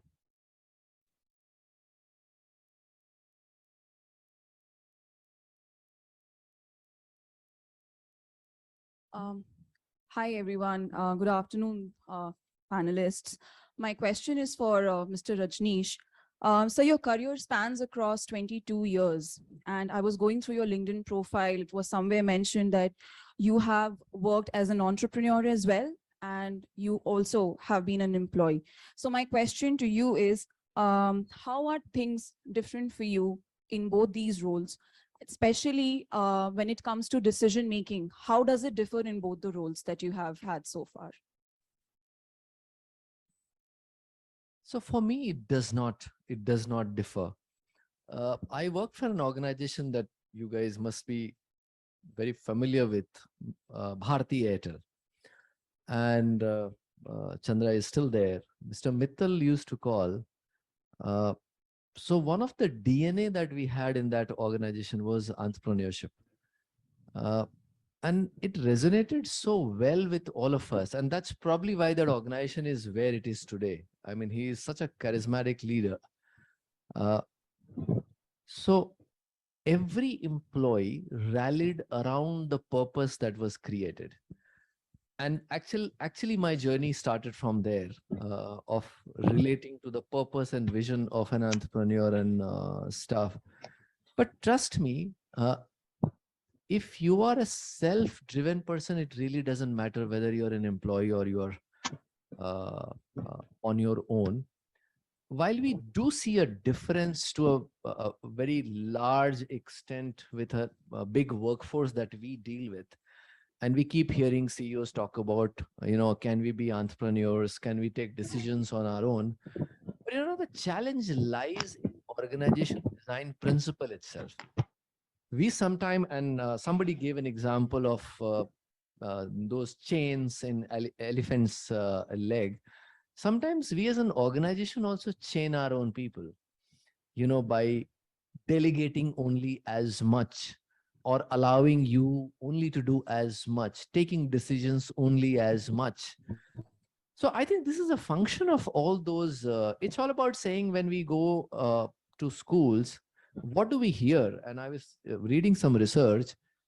I don't remember the numbers exactly. A child by the age of 8 or 8.5, he hears couple of millions no's. Compared to that, he hears very less yeses. So what happens typically, our whole psyche starts behaving, adjusting to no's of the world. We first start reacting as a no to something that comes to us. And that's why if you go back and see the cultures that do not believe in saying no, children are much more evolved. They will do things very differently, or they will do different things. That is my analogy. So to me, coming back to your question, it really doesn't matter which setup I am. I will go and make that decision. I will go and propose those changes. I will go and face those consequences rather than not doing, even if I have a conviction that that was the right thing to do. And this is what I will urge all of you, and all of your experience. This will be very different than speaking to a PMIR batch, wherein majority of them would not have seen a job. For you, I'm sure there is a grounding that is already done. What is important is at least speak your mind. There is a way to navigate. That's, I'm sure, organizations will have a different ways, but make sure that your points are heard. You behave like an entrepreneur everywhere. That's what I have done so far and been very successful. Sure, sir. Thank you. Thank you, sir. I think we can take one more question. Friends, please raise your hands in case you have any question. Ankit, you want to ask a question? Go ahead.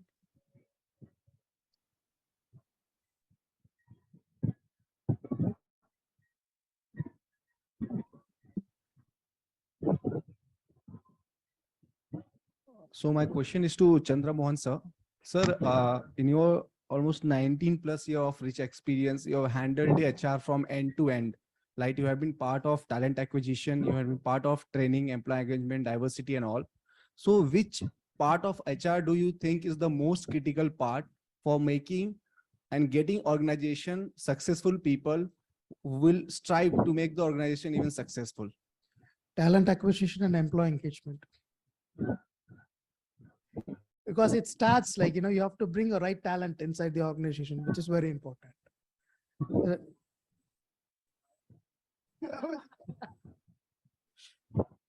See, the right talent, because I see, because always you have to, when you hire a candidate, like, a candidate, you should see as an investment rather as a cost, because it's a responsibility. Like there are other external factors which decides whether a person in a company, whether we have to decide him as a cost or investment. It's not only the culture or something else, even the business also plays a, because during pandemic, yes, we have seen most of our employees as a cost, but obviously we need to go for a downsize, which has happened. So then we realized we had we went on, we were more concerned, we were more stringent on hiring people. Rather hiring people, even most of our organizations, maybe Infosys, because I was talking to one of my colleague who is in Infosys, now they start 60%, they started developing people internally rather hiring. So which is also as big. It doesn't mean, yes, hiring is required, but you have to select a right candidate. Another thing, an employee engagement, because always you have to keep yourself, because as Rajneesh told, the Gen Z, millennials, a lot of people, yes, because they explore for new things, because people do not want to stick to a job, a certain role, because they are preferring to explore for different roles. So how am I going to engage the person in my work? So how am I going to satisfy him in the work? So this is one of a major challenge of HR, which has to study the people mind, and you have to make a culture accordingly. Thank you, sir. That absolutely makes sense, sir. Now I would like Aprajita to come up and wrap up the session.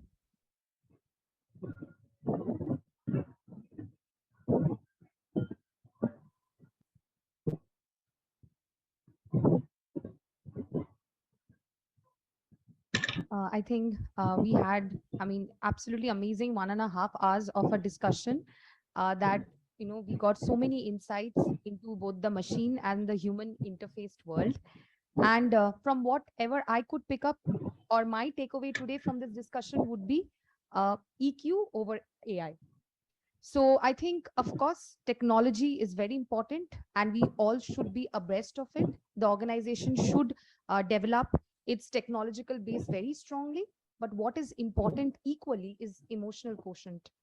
Judging the emotional conditions of the employees of the organization, because as I had said earlier, that what happens if you input wrong numbers into your machine? Will it give you the right answer? Will an employee with not a very happy mindset coming to work every day, will he be able to boost the productivity of an organization? So I think there the HR practices that we were introduced to, and we would be introduced to throughout the entire day, would give an insight to understand that how different parts of the organization are actually integrated together, and how HRs play a very important role, and or the transformational HR practices play a very important role in making an organization what it is. So on this note, I would like to hand over the mic to my hosts again to take over. Thank you, Aprajita. Thank you so much, Aprajita.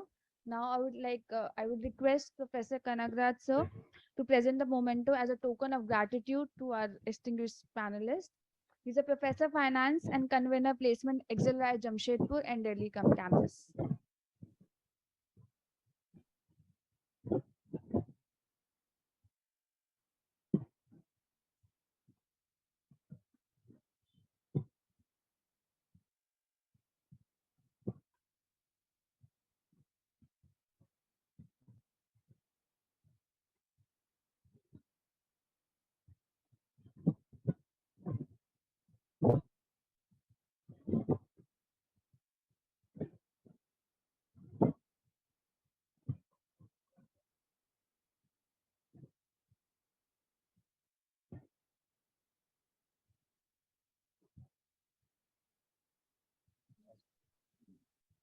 And to Aprajita.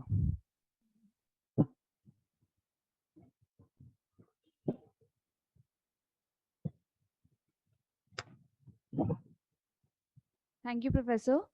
Now we'll have a batch photograph with our distinguished speakers today downstairs. So guys, please move up. So let the panelists move first with sir, and then we'll move on.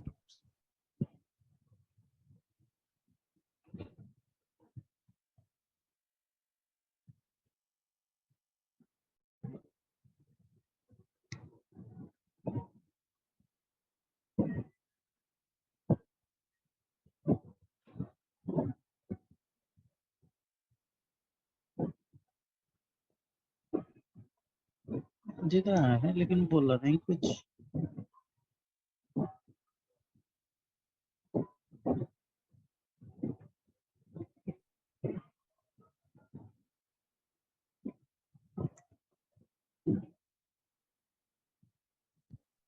I have more than 30% of the women participation as participants here and 50% women participation on the panel. This I'm seeing after a very, very long time. So definitely this deserves a big round of applause. Because I come from, and I've experienced this, Anshula, we are doing a panel discussion on women empowerment and 4 men are in the panel. So that's what I'm saying. So, you know, this is something which I really thought of and I wanted to mention this, especially in the presence of this panel. So hats off to all of you. You all deserve a big round of applause.